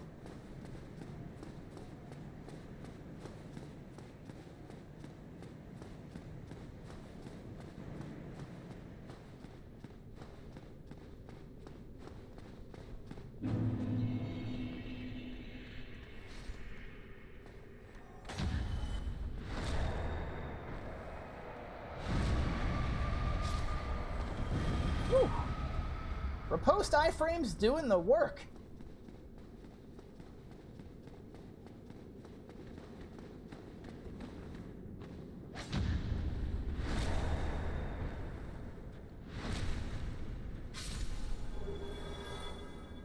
Okay, I believe I can drop right here and be fine. Yeah.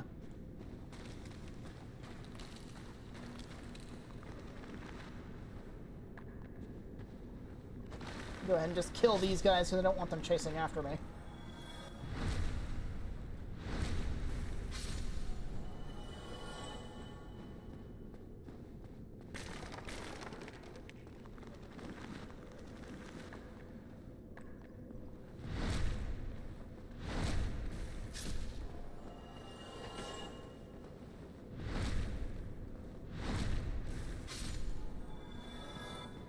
Since I'm going to be making some pretty precarious drops, Let's go ahead and rest here.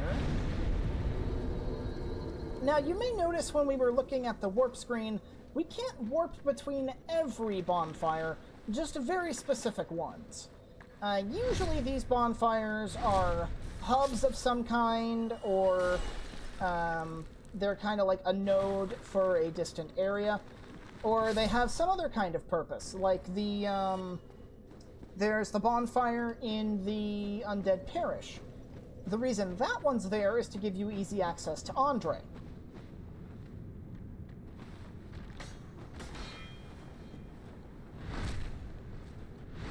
You know, as an example. And of course, as we go further in, there will be areas that are so remote you basically need to warp there via bonfire to get there conveniently.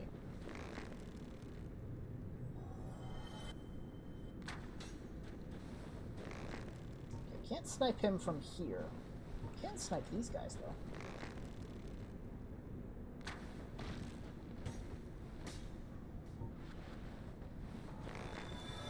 I don't need to snipe you, you're by yourself.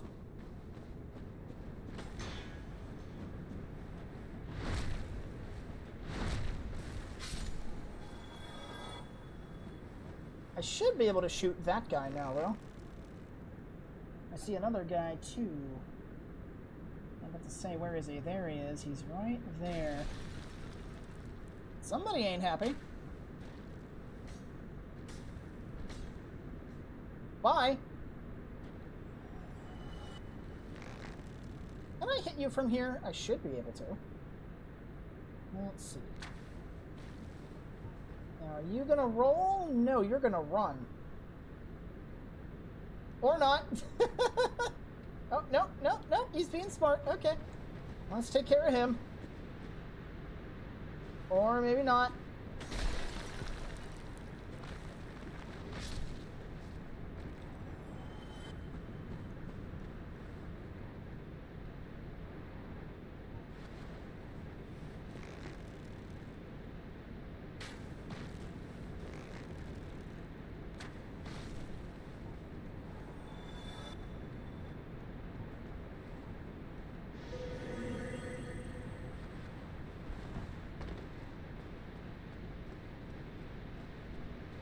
Just in case, you know.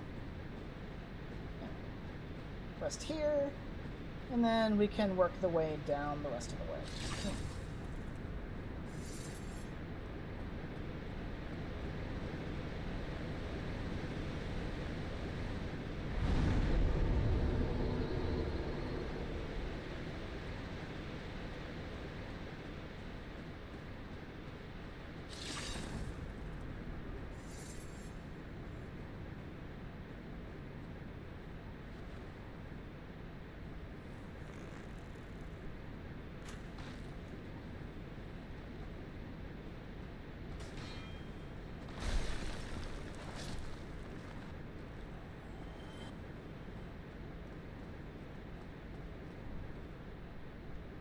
You're not going to drop down, so whoop. Scurry on through here.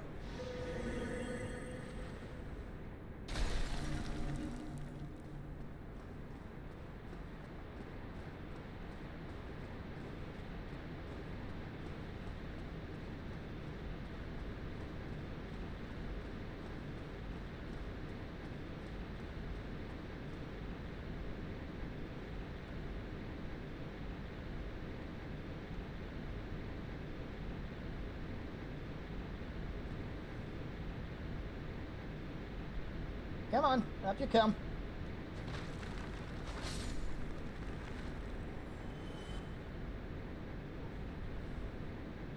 Fall control's about to wear off.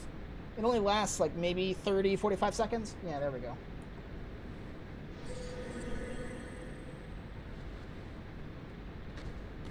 Oh, I missed. That's not good.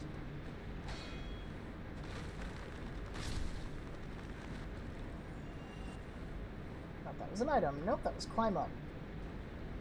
Alright. Don't want to go down there, because that's going to invite trouble. Killing these guys won't be a problem, because they don't have their necromancer buddy.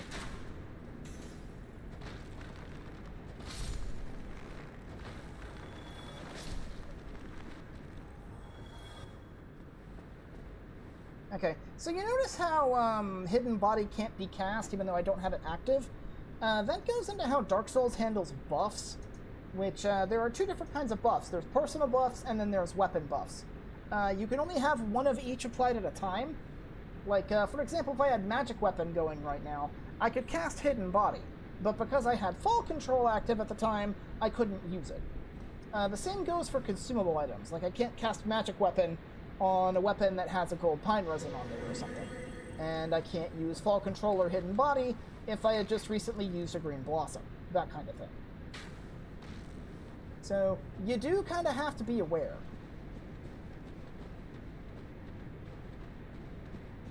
I know you can see me. Come on. Ooh.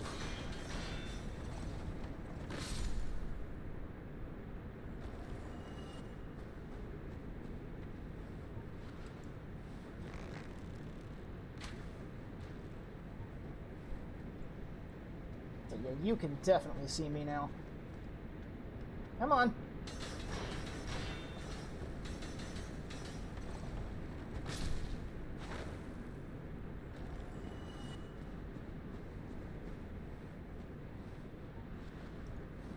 Just want to take this carefully, just like before.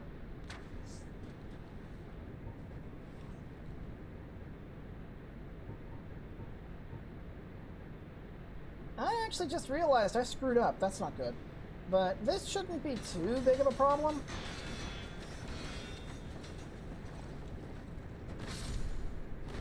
Because I forgot to swap out a spell. I forgot to swap out Great Magic Weapon for Cast Light. But that's okay, that won't be too much of a problem. Because where we're going's not going to be too difficult to navigate. It'll be a little precarious, but nothing I can't handle. I've done it before.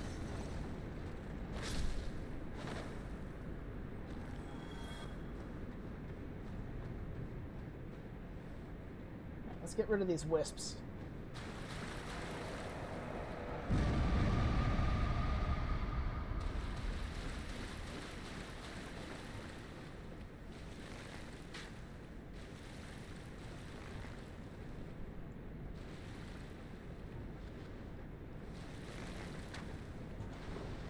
Uh-oh. I accidentally hit a guy when I did not mean to.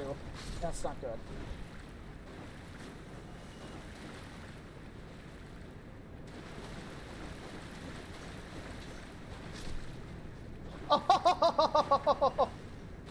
Oh, I got him in the funny pose. Nice.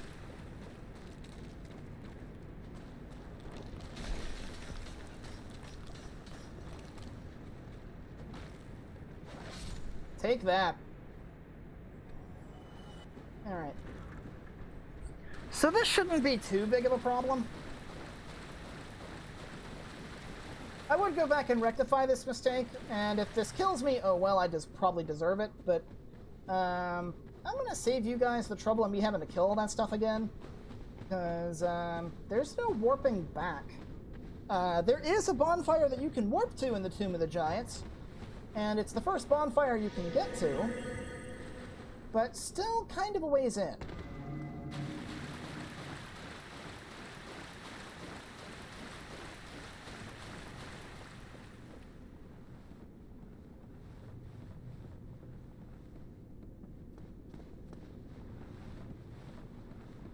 Okay.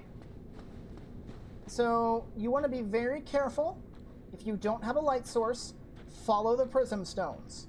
Thankfully, my memory's pretty good, so I remember where all of the general paths are.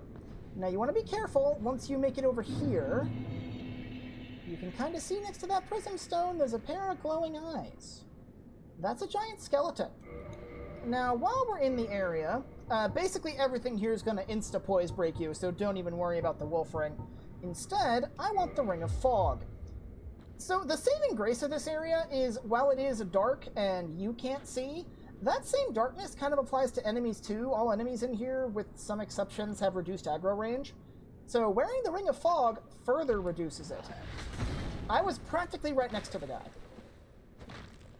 And for this guy on his own, a two-handed reinforced club is enough to do the job. So, let's see. We want to be very careful here.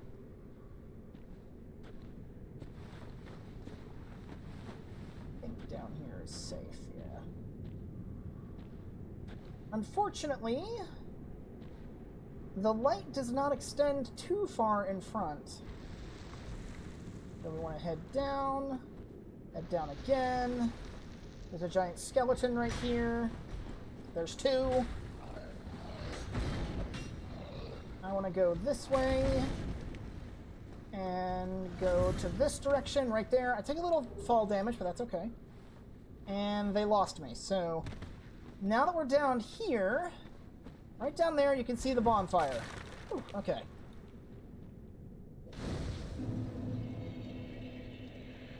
Okay, let's attune magic and actually get my spell. Let's see, Cast Light, there we go. Now, Cast Light is nice because it doesn't count as a self-buff, it's a utility thing. Ah, much better. And the nice thing about Cast Light is that each use of Cast Light lasts roughly 5 minutes.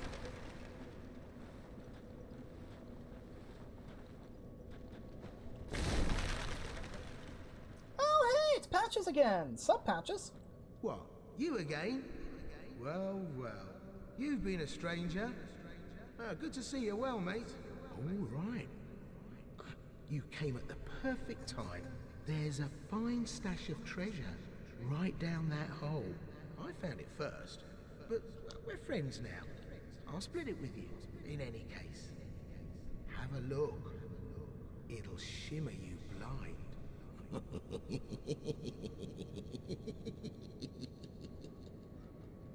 I mean, sinister laughter, you tried to kill me before. Don't think I should trust you. There. That hole. Take a closer look. Where's the issue? What's your problem? Take a peep in the hole and check out that treasure.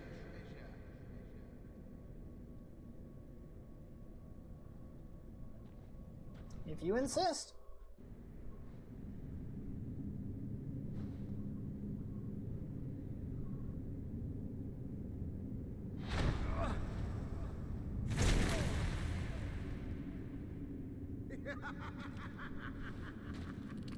This is what I do, my friend.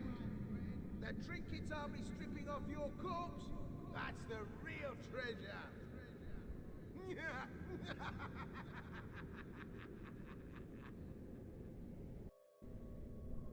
Thankfully, we didn't actually take damage from him kicking us down here.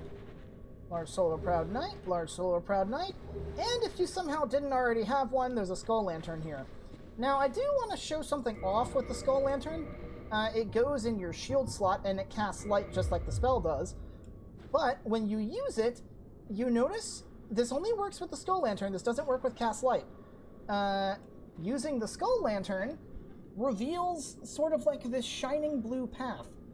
That shining path will lead you to where you're supposed to go.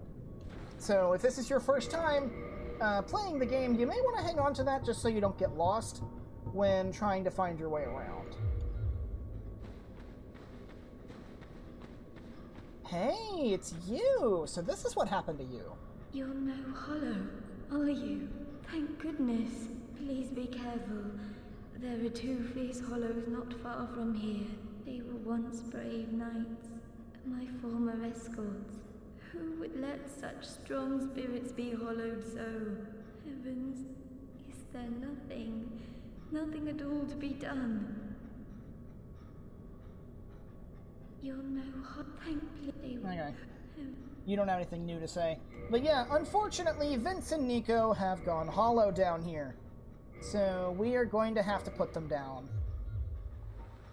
Okay. I don't have magic weapons, so this will have to do.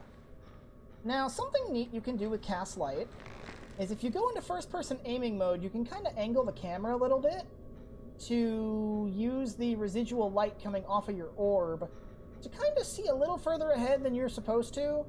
Like, you can see the silhouettes of Vince and Nico there.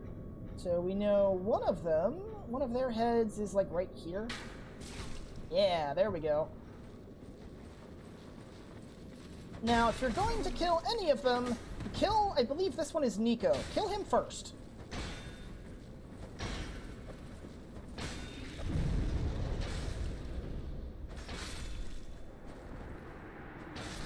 When I was doing my practice run a couple of days ago, I actually managed to get a really nice double kill. Killed them both at once. I will actually explain why you want to kill Nico first after letting her know everything's okay. You banished those two hollows, did you? It pains me to think of the trouble my failings have caused. I am certain that both Vince and Nico are grateful to you. Thank you so very much. Here, these belonged to them. You deserve them more than I. Replenishment. I am certain that... Okay. Shouldn't have anything new to say. Replenishment is a unique miracle you can only get from her, and when you cast it, it gives you health regeneration. It is one of the 2 things in the game that can do that. We will be getting the other one here shortly. Now, note this corpse. We hear a bunch of noise. We have some new enemies. I believe these are called bone towers. These are simultaneously the least threatening enemy, but also the most annoying, because of the melee enemies down here, they have the longest reach. They have 3 attacks. They can either flail their arms out like that, they can flail their arms out in a direction specific to you, or the thing that gives them their long range, they can just fall on you and do a lot of damage. That fall has a lot of range. And usually if these guys hit me, it's because they fall on me. And around here, they are primarily used as traps.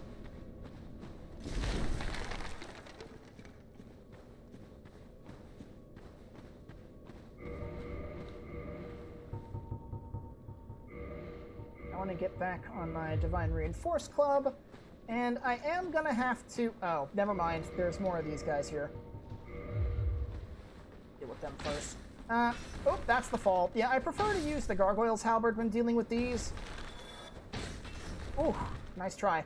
Just because of the increased range of the weapon. Makes it a lot easier to deal with them.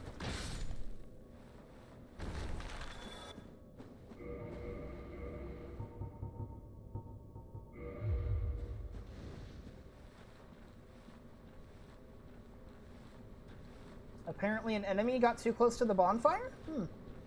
Because I just heard it come back on.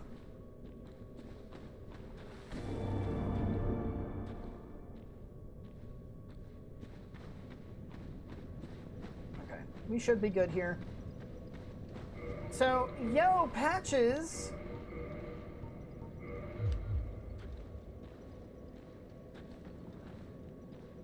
I want a word, buddy. Oh, you! Well, let's just calm down. Talk about things.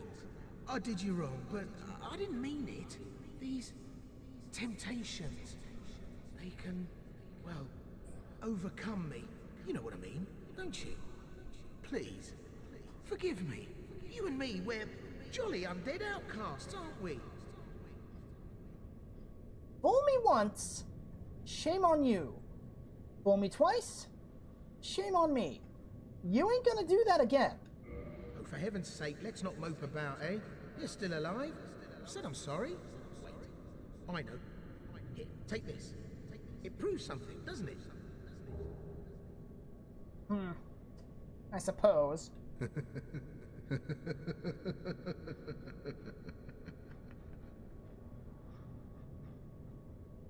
If you ever do anything like that again, I will kill you. I hope we're clear on this. I did you wrong, but I didn't mean it. These temptations, they can overcome me. You know what I mean, don't you? Please, forgive me. I did you wrong. Okay, so... I want to warp back to Firelink real quick. Because I believe now that we've saved her, She actually manages to make it back, I think. Let's see. Siegmeyer's still around. We'll know for sure if Patches shows up, because I think they both appear at around the same time. So, let's see. Is he here yet? No. So, I may need to actually clear the Tomb of the Giants for her to move back. If that's the case, then we'll be okay, but I want to make sure. I believe you would have seen her if she did. Oh, I'm sorry. Okay, no. If he's still talking like that, then she hasn't come back. I'm going to go upstairs and check just to make sure. I'm pretty sure the sequence trigger to get her to come back is to clear the Tomb of the Giants, but due to how her side quest works, I want to make sure that I don't make too many sequence triggers, because unless you do things a very specific way, things will end badly for her.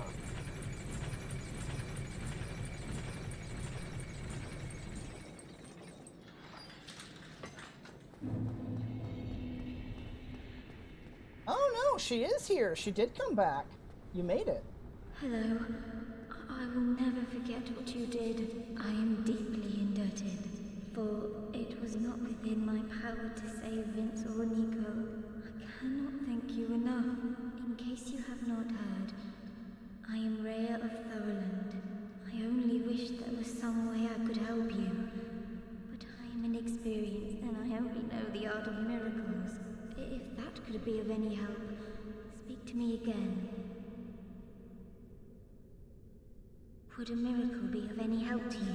I would be most pleased if that was so. May we discuss miracles then? Sure. Now, much like with Petrus, you can join the Way of the White by talking to her, but we have no reason to do that. Vince and Nico were fooled by a lout named Patches and turned into hollows. My prayers did them no good. It is my ignorance, my frailty that has sealed their fates. Perhaps Petrus realized my weakness all along, and thus made the decision to abandon me. I can hardly blame him now. He abandoned you? I think we should have a talk with Mr. Petrus after this. Vince and Nico mocked, and that I cannot. Well, we can at least look at what she's got. She sells Divine Blessings, so might as well go ahead and pick one of those up.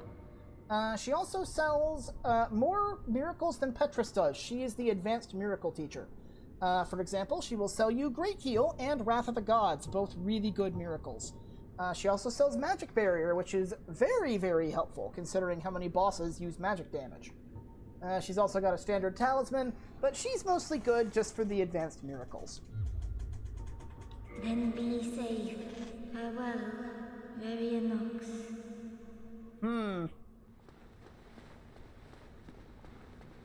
So I wonder, since we have talked to Oswald and freed her, Petrus should have some new dialogue now.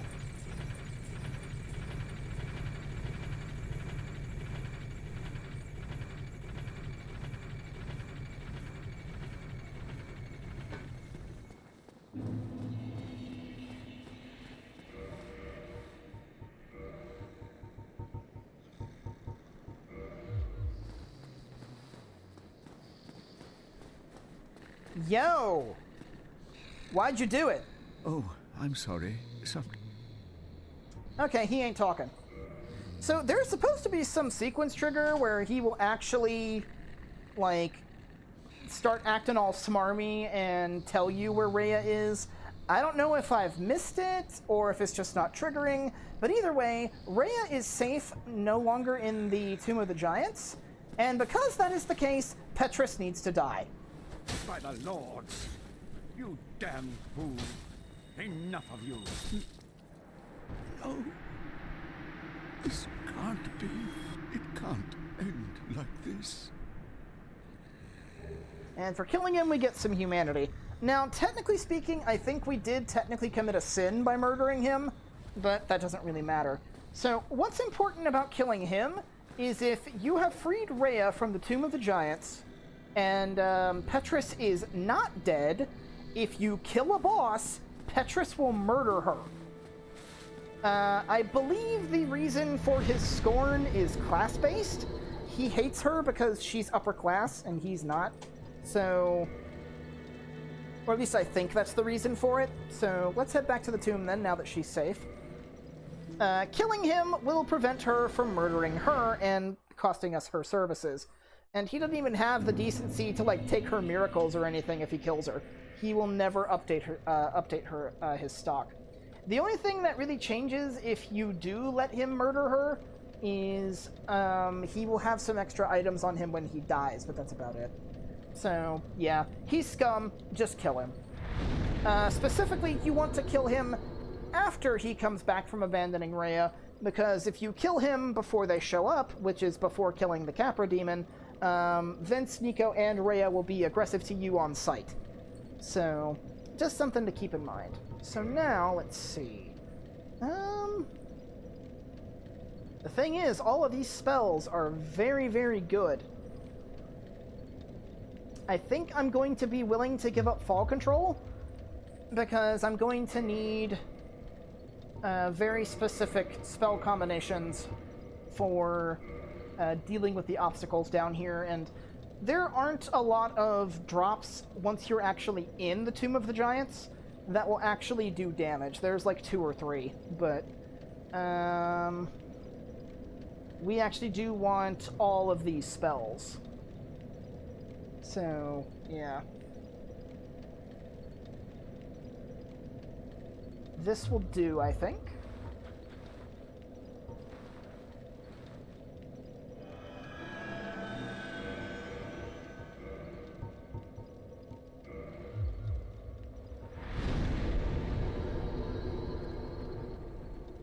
Get rid of the Cat Covenant ring.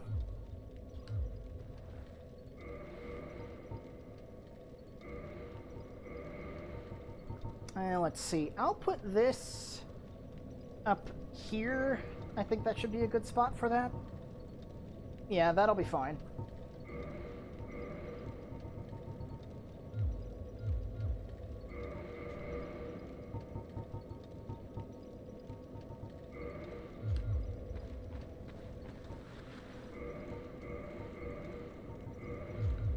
Okay.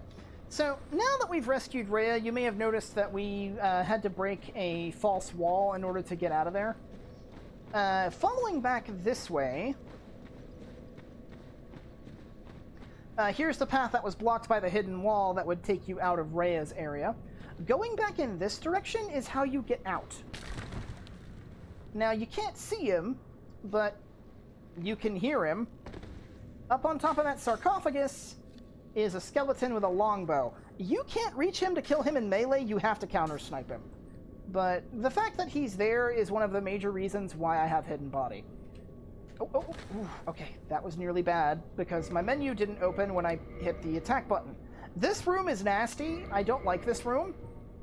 Let's see. I want the Grass Crest Shield. I probably don't have the stats to mid-roll with this. So this is going to be very dangerous. Okay, I can fast roll like this. So what I need is I need to use my bow. Where is the furthest one in the back? Actually, no, I don't want to do that. I want to kill ones that are close. Which, if I'm not mistaken, is actually you. You're the closest. Yes, you're the closest. So this room's incredibly nasty because there's like 5 or 6 giant skeletons in here. So I don't think he'll aggro. No, he did. Okay. So what I want to do is I want to do a couple of things here. Hidden Body, which that does stack, by the way. That stacks with the Ring of Fog. Oh, come on. Hit him. And I want to use Great Magic Weapon quickly before it wears off. There we go. Take a little bit of fall damage. And I want to use the jumping attack, because the jumping attack will kill these guys in one shot. Uh-oh. Ooh, that's the one problem with using the jumping attack, is sometimes you don't do the input correctly, and that happens. So, The reason I want to use Hidden Body, despite the fact that I'm wearing the Ring of Fog, is because the effects stack. And since enemy aggro range is already reduced in here, you basically have to be within swing distance for them to see you with this combination. It makes dealing with this to get the large Divine Ember just that much easier. Otherwise, this room is a complete nightmare.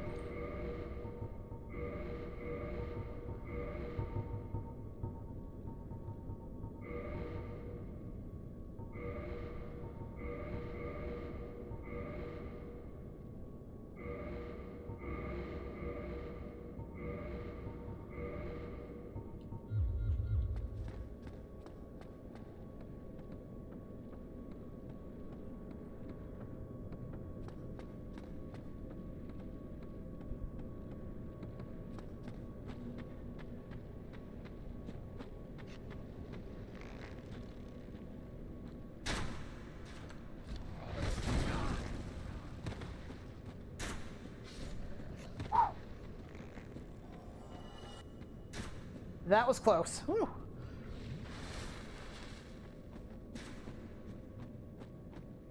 Now this one you can get close to.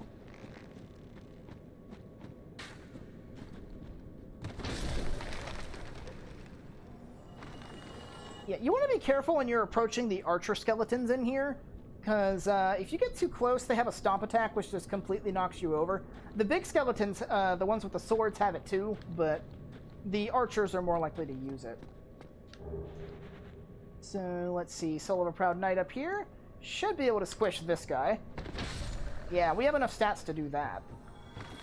Okay, so yeah, magic weapons not necessary, because we can just kill these guys outright. Ooh. Not good, not good.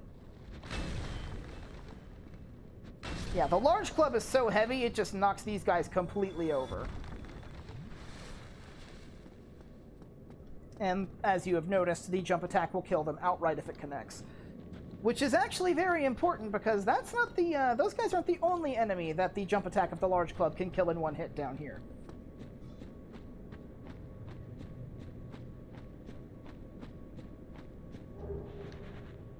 Wanted to come up here and grab that, and then that's a shortcut back to Pinwheel's boss arena, so you can leave that way. More Eyes of Death. And then down here, Soul of a Proud Knight. Now we are going to take some fall damage, but that's okay.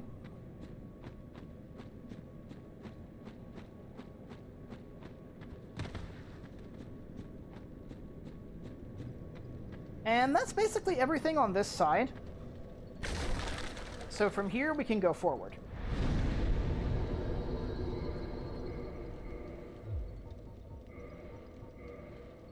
Okay, I want to pop a few souls. I believe it was the Souls of a Hero and the Soul of Ornstein. I'll probably do that at the end of the stream, actually. It'll make this area a little more difficult, but shouldn't be completely undoable.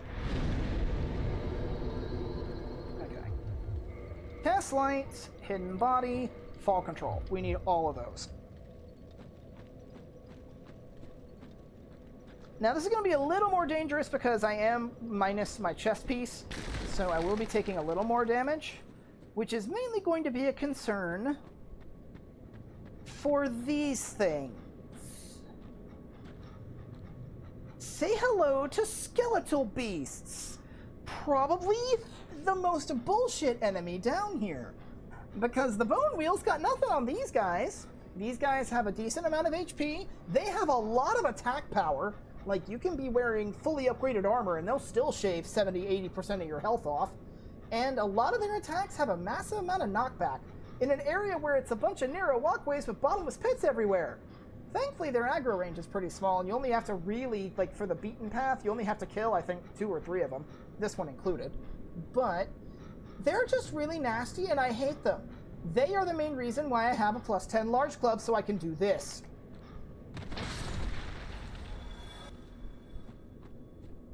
Killing them in one shot stops them from being a pain in my tail. I want to cast Hidden Body before going through here.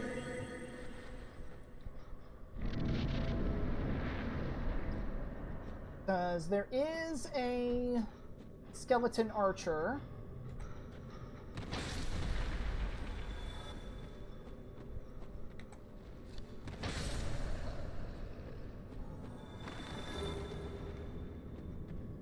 Right, keep in mind where that corpse is. We'll be coming back for that later.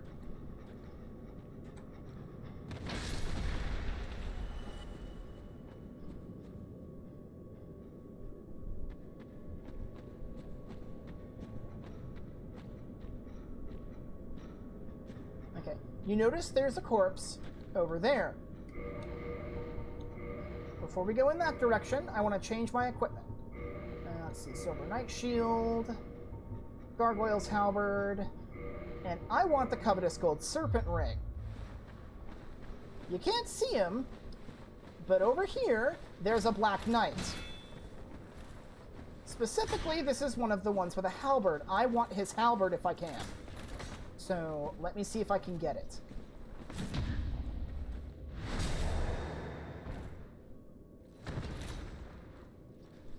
Specifically, this is the last Black Knight with a halberd outside of the endgame. Yes, I got it! Okay, so I don't need the Black Knight's sword. That's very good. I actually don't know if I have the stats to wield that. Let me have a look. Halberd of the Black Knights who wander Lordran, used to face Chaos Demons. The large motion that puts the weight of the body into the attack reflects the great size of their adversaries long ago. I can probably use this two-handed. Yes, I can. That's good. So I will be using this instead of the Black Knight's sword, which is good. That means I can put the Black Knight's sword away. Very nice. Let's see, we also got an effigy shield, which is an interesting bit of lore, if nothing else.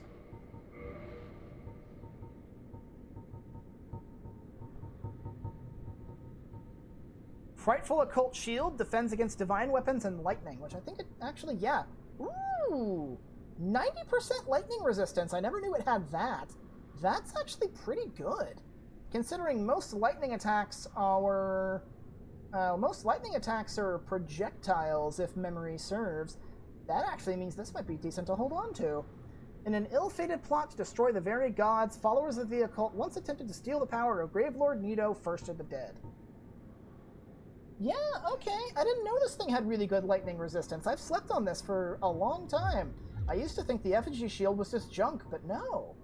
That's got some good lightning defense on it. Then again, most lightning damage comes in the form of projectiles, which, you know, you can dodge those. So maybe it is just something to sleep on. I usually sell it, so I'll probably just do the same. So now that we've done that and got our gargoyles, not gargoyles, our Black Knight Halberd, let's return to this corpse. Now, let me see if I can show you by zooming in. I cannot because I can't aim that far, but there is solid ground right below this corpse if you roll straight ahead.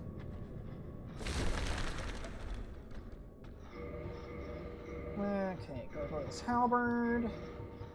Wanderer coat back on. So you want to run towards this corpse and then immediately run back, because a bunch of bone towers pop up. There's like 5 of them, I think. Ooh, no, no, no! Ooh, that's bad. I didn't know this was here. What's this? Oh. Okay, this is very bad. I did not mean to do that. Hopefully I can lose him. I did not lose him. Oh, that's bad. That's bad. I'm going down here, thank you.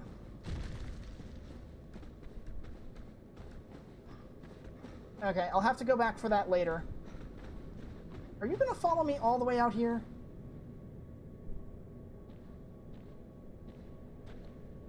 Okay, survey says no. That's a good thing. Okay, so... I'm going to keep this on just in case. Let me think. We'll go with the Chloranthy ring, actually. So, before you come out into this little light area here, make sure you're human.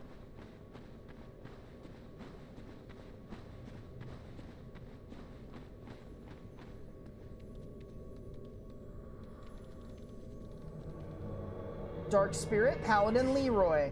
He invades you on the cliffside. As tempting as it is to kick him off the ledge, do not do so. Fight him in here.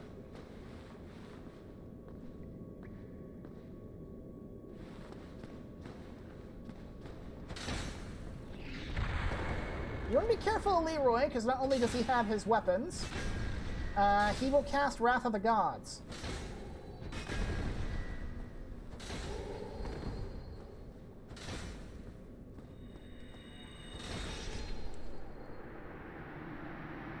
Now, the reason you want to kill him in here is he has some guaranteed drops. To humanity, Grant and Sanctus, his weapon and shield. A legendary weapon of the Way of White granted to an undead paladin long ago. This massive iron can only be lifted by those with inhuman strength, but it is blessed and very effective against agents of dark. So, I believe... this is a divine weapon, as it states, but it also does damage against abyssal creatures, which we haven't encountered any yet. There aren't that many of them, but it does do damage against them. I personally don't care for it because it's a great hammer. It's a bit too slow, and plus I don't have the required stats for it. Yeah, my strength and faith are nowhere near high enough. But what I'm interested in is his shield. A legendary weapon of the Way of White granted to an undead paladin long ago. Once blessed with the protection of a white flame, but its power has all but faded, so that it provides only slight HP recovery. I believe you recover 2 HP every 2 seconds while you have this shield equipped. However, as you can see, its stats aren't that good. So it's good for camping out before a boss fight to get your HP back, but other than that, it's mainly a utility tool. It's not that good, really. However, if you are playing New Game Plus, or if you have a friend who can spot you a spare copy, you can actually dual wield them and get double the healing. 4 HP every 2 seconds instead of 2 every 2 seconds. So I'm going to try and work my way back and get that item up there. Hopefully that skeletal beast has pissed off.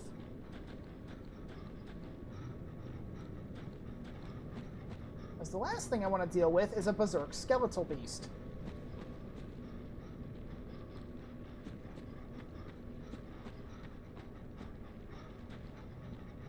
I think that's where I fell, so yeah. Oh, I can't see.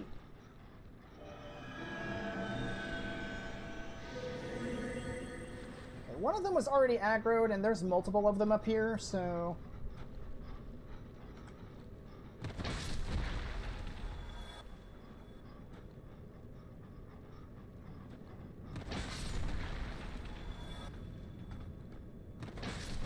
Okay.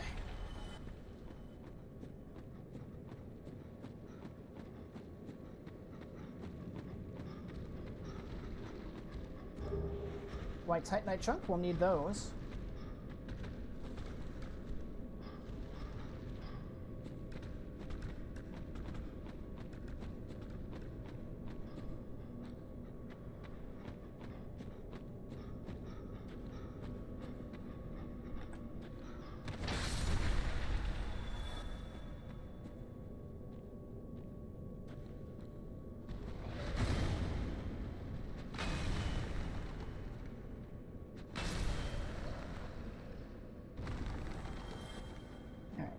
Hopefully that's the last of them. Okay, I don't hear any more panting, so I think we actually did okay.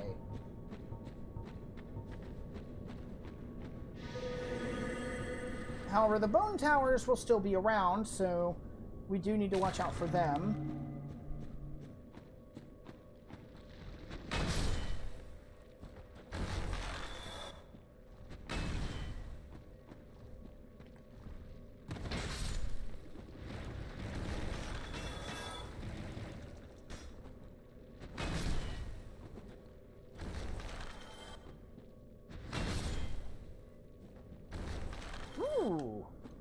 White Titanite, thank you. and the covetous Silver Serpent Ring. This is the main thing we came here for. I know there are some people crazy enough who actually sequence break for this thing. The serpent is an imperfect dragon and symbol of the undead. Its habit of devouring prey even larger than itself has led to an association with gluttony. The silver ring engraved with the serpent rewards its wearer with additional souls for each kill. Specifically, that increases your soul gains from kills specifically by 25%. So I want to move that into a more advantageous position. I want this at the very top. Make it really easy to switch to. Because you actually do get time after killing a boss. You don't actually get the souls for killing a boss until you see the victory achieved thing go away. So while that's playing out, you actually do have time to swap to the Silver Serpent Ring.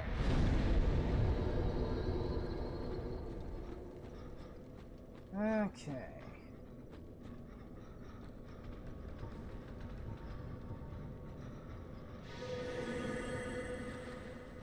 I think we can just run past all of these now.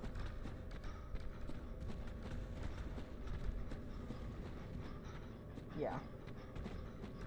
I think even without Hidden Body you can do that, but better safe than sorry.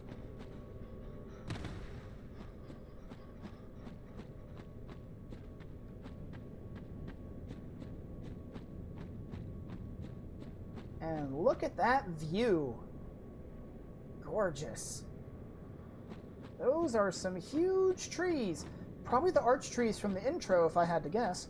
You can actually look down and see how far they go. Ooh, boy, that's a long drop. Okay, so I want to swap to the Gold Serpent Ring.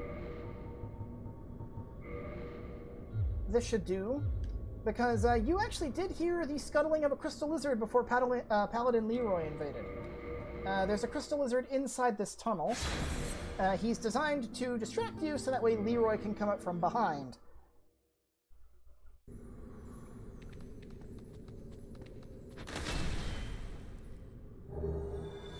Okay, double twinkling, that's not bad. Let's get the Ring of Fog back on.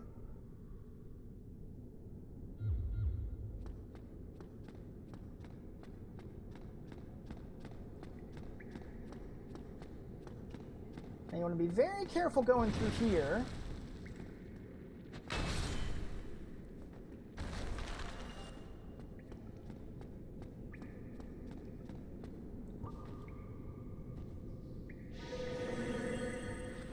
There's a skeleton archer right ahead. You also get flanked by these guys. So just kill them and move on. This guy will move. Watch out because you've got a giant skeleton there who's going to try and kick you.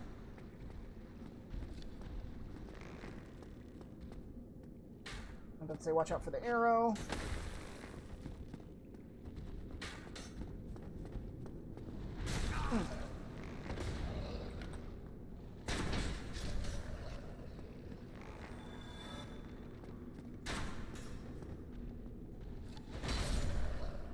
Okay, for once that actually worked out in my favor, but it doesn't usually. Right, I can't hit these guys with that from here because the angle's bad.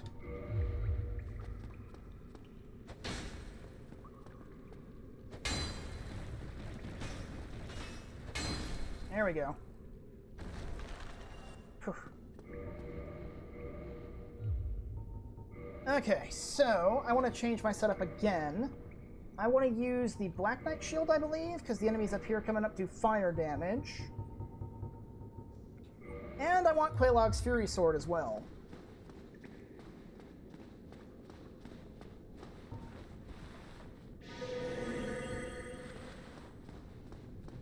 Not necessarily because the enemies around here are weak to fire, but being a curved sword, Quelaag's Fury Sword has some very nice very nice moveset with its swings, which will make it easier to deal with some of the enemies around here. Now these are not Pinwheel come back from the grave. These are known as Pinwheel Servants. They are weaker versions of Pinwheel that nevertheless can drop the masks that he does.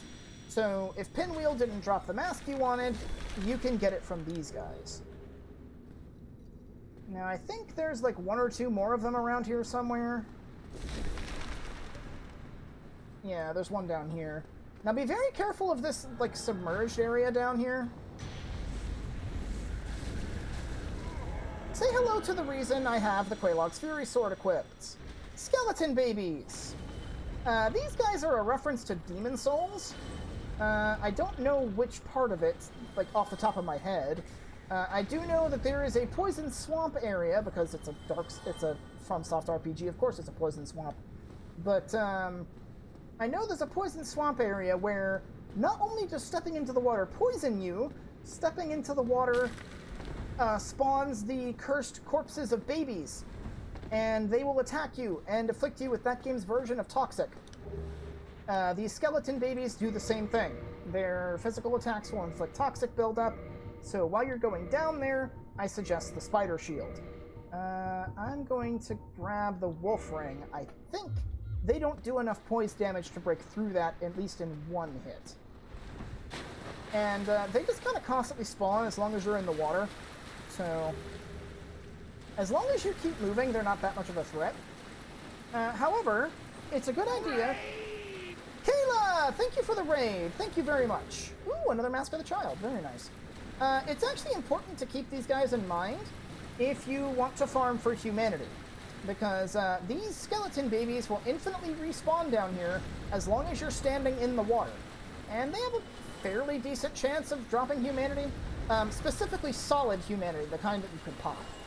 So if you need a lot of humanity for whatever reason, at least for now, this is the place to do it. I personally don't care that much, so yeah, I'm just gonna deal with them.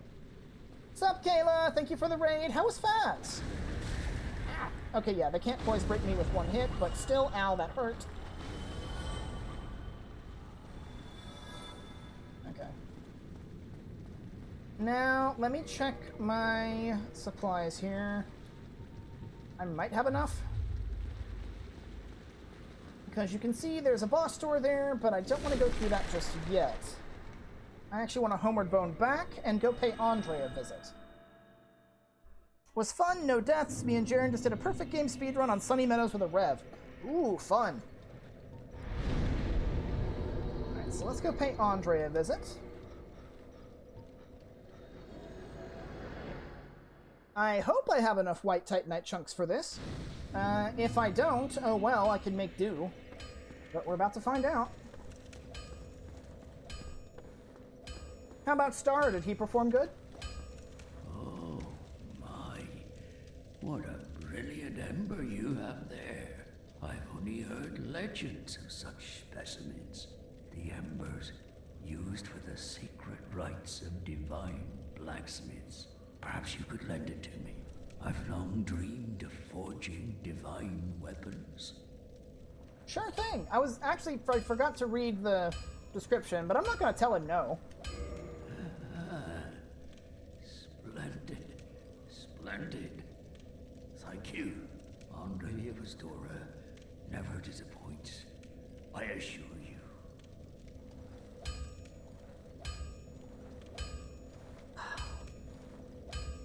Okay, so now that we've given him that, we have unlocked the Greater Divine Reinforcement path. This can reinforce divine weapons to +10. Start with his usual safe video-taking Van Princess self, taking all the videos for us and keeping sanity up. Good. So, we want to ascend into a Divine Reinforce Club +6, and we want to reinforce that as high as we can go. So, let's see. Do I have enough? Oh, I have enough. White Titanite slab, +10. Okay, we have the most powerful divine weapon we possibly have. Don't get yourself killed. Neither of us want to see you go hollow. Let me rephrase that. We have the most powerful divine weapon we can possibly get. That mainly is upgrades for base damage, because I have no faith, so I'm not going to be getting much in the ways of scaling from that. But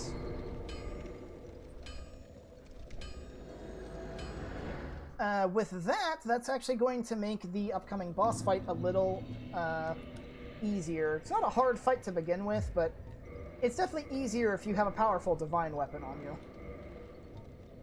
Okay, we gotta once more saunter past the skeleton beasts. Ooh, don't backstep off a ledge, that's bad.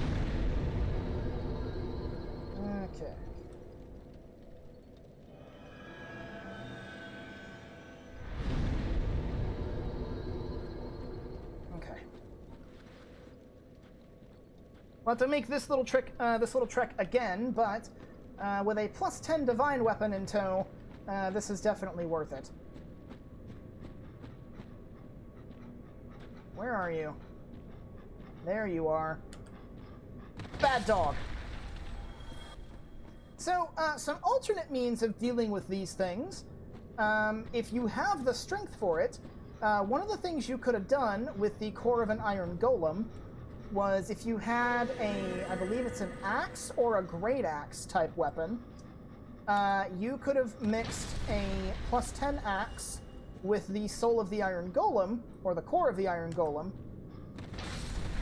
to get the iron golem's axe, which actually is one of the weapons that has a special attack. Specifically, it has a special attack if you one-hand it and use the large attack. And if you guys recall the fight with the iron golem, it opened up the battle by firing a shockwave at me. If you have the axe for yourself and you can one-hand it, you can use that attack too. It doesn't do a whole lot of damage, but it does a lot of knockback. It's really good against the skeleton beasts down here, because you can just lock onto them from a distance, shoot the shockwave at them, and knock them off. And just not have to deal with them.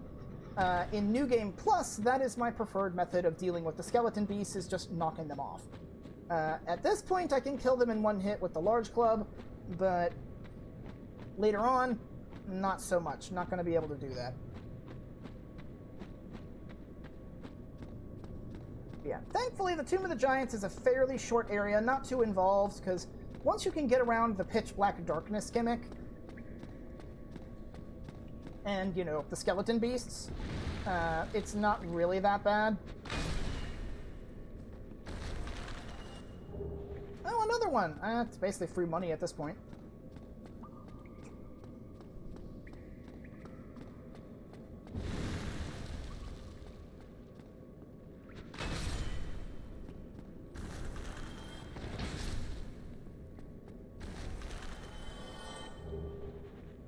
I won't say no.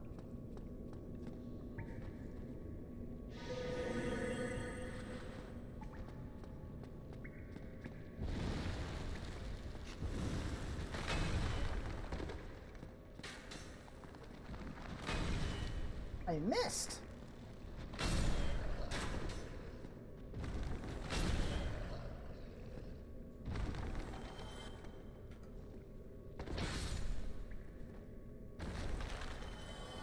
Okay. Whew. That went a lot cleaner than last time. Okay, where's my Quelaag's Fury Sword, Spider Shield?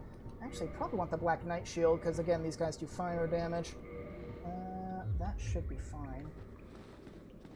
We'll need to kill the Pinwheel Servants again, but it's not that huge a deal. They're pretty weak.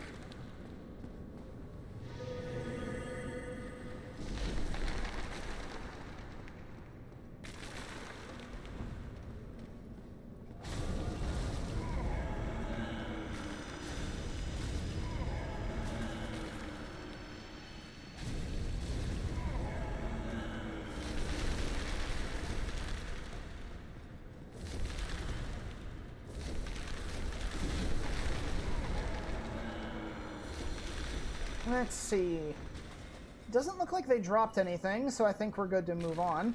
By the way, if you are looking to farm white Titanite chunks, the bone towers in this area and the Pinwheel Servants can drop them, if you're looking for them for whatever reason. Alright, so here we are. This is the boss room, so I want to make some preparations first. How's my HP? Ooh, very nice. I actually got here without taking a hit. That's really good, because, yeah. Usually I've taken a hit or two, and I need to use the Sanctus to recover my health. So, let's see. I want to equip the Crest Shield, because Gravelord Nito does mostly magic damage. He's weak to fire, so I want the Quelaag's Fury Sword, which means spells won't be too useful here. You do want Blooming Purple Moss Clumps. He can inflict Toxic. And if he does hit you, you're basically going to get insta-poise broken, so probably the Chloranthy Ring would be the best thing to do here. Now let's see, I also want my plus 10 Divine Reinforce Club equipped. Good, I can still fast roll. Okay, I want this equipped first. So, once all the preparations are made... Yeah, I think this will do. So, let's go ahead and drop down. Thinking about it, actually... No, I don't want the Chloranthy Ring. I want the Ring of Fog.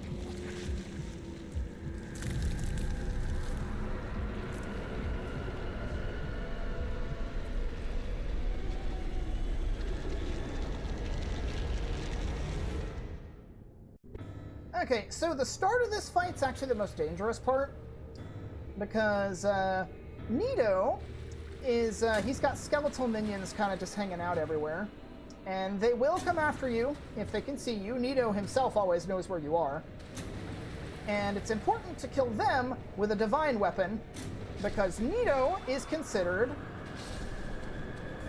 Whew, okay, I managed to dodge that. That scream heralds an attack coming from the ground. Specifically, that attack is called the Gravelord Sword Dance, and his version of it will inflict Toxic on you if it hits. But Gravelord Nito himself is considered a necromancer, so if you don't kill the skeletons with a divine weapon, as long as he's alive, they'll come back. So, something important to note, stay here. Stay near the entrance to the boss room. Let Nito come to you. Do not go to him. So, the reason you want the Crest Shield is because of this attack right here. Good luck dodging that all the way back here. Just block it with the Crest Shield and tank it. And he has a tendency to kind of just spam it. You can see even through the Crest Shield's 85 or 90% magic resistance, that still does a lot of damage.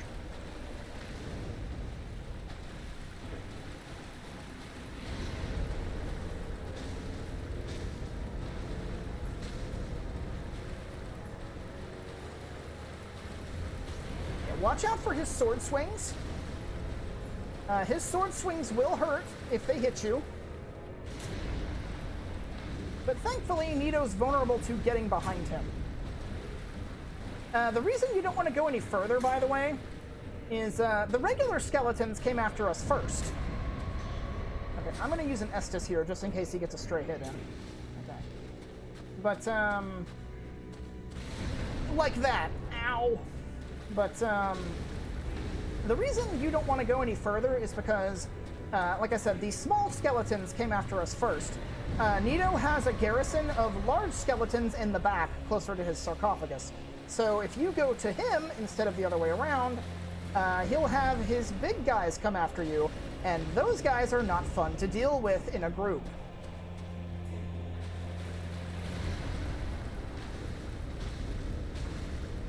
Got him. Okay, we want to be quick about this.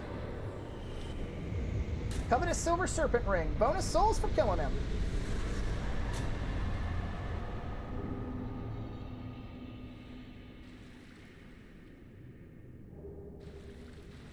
We got a humanity, and we got his Lord Soul.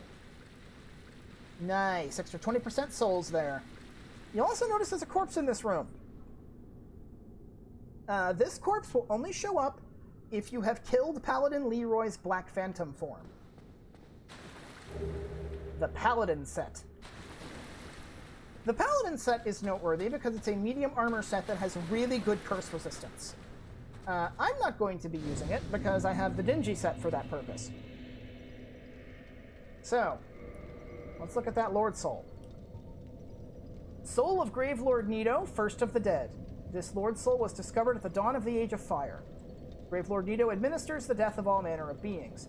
The power of this soul is so great that it satiates the Lord Vessel, despite the fact that much of its energy has already been offered to death. So, we're done here. We're done with the Tomb of the Giants. We can leave. So let's head back to Firelink then.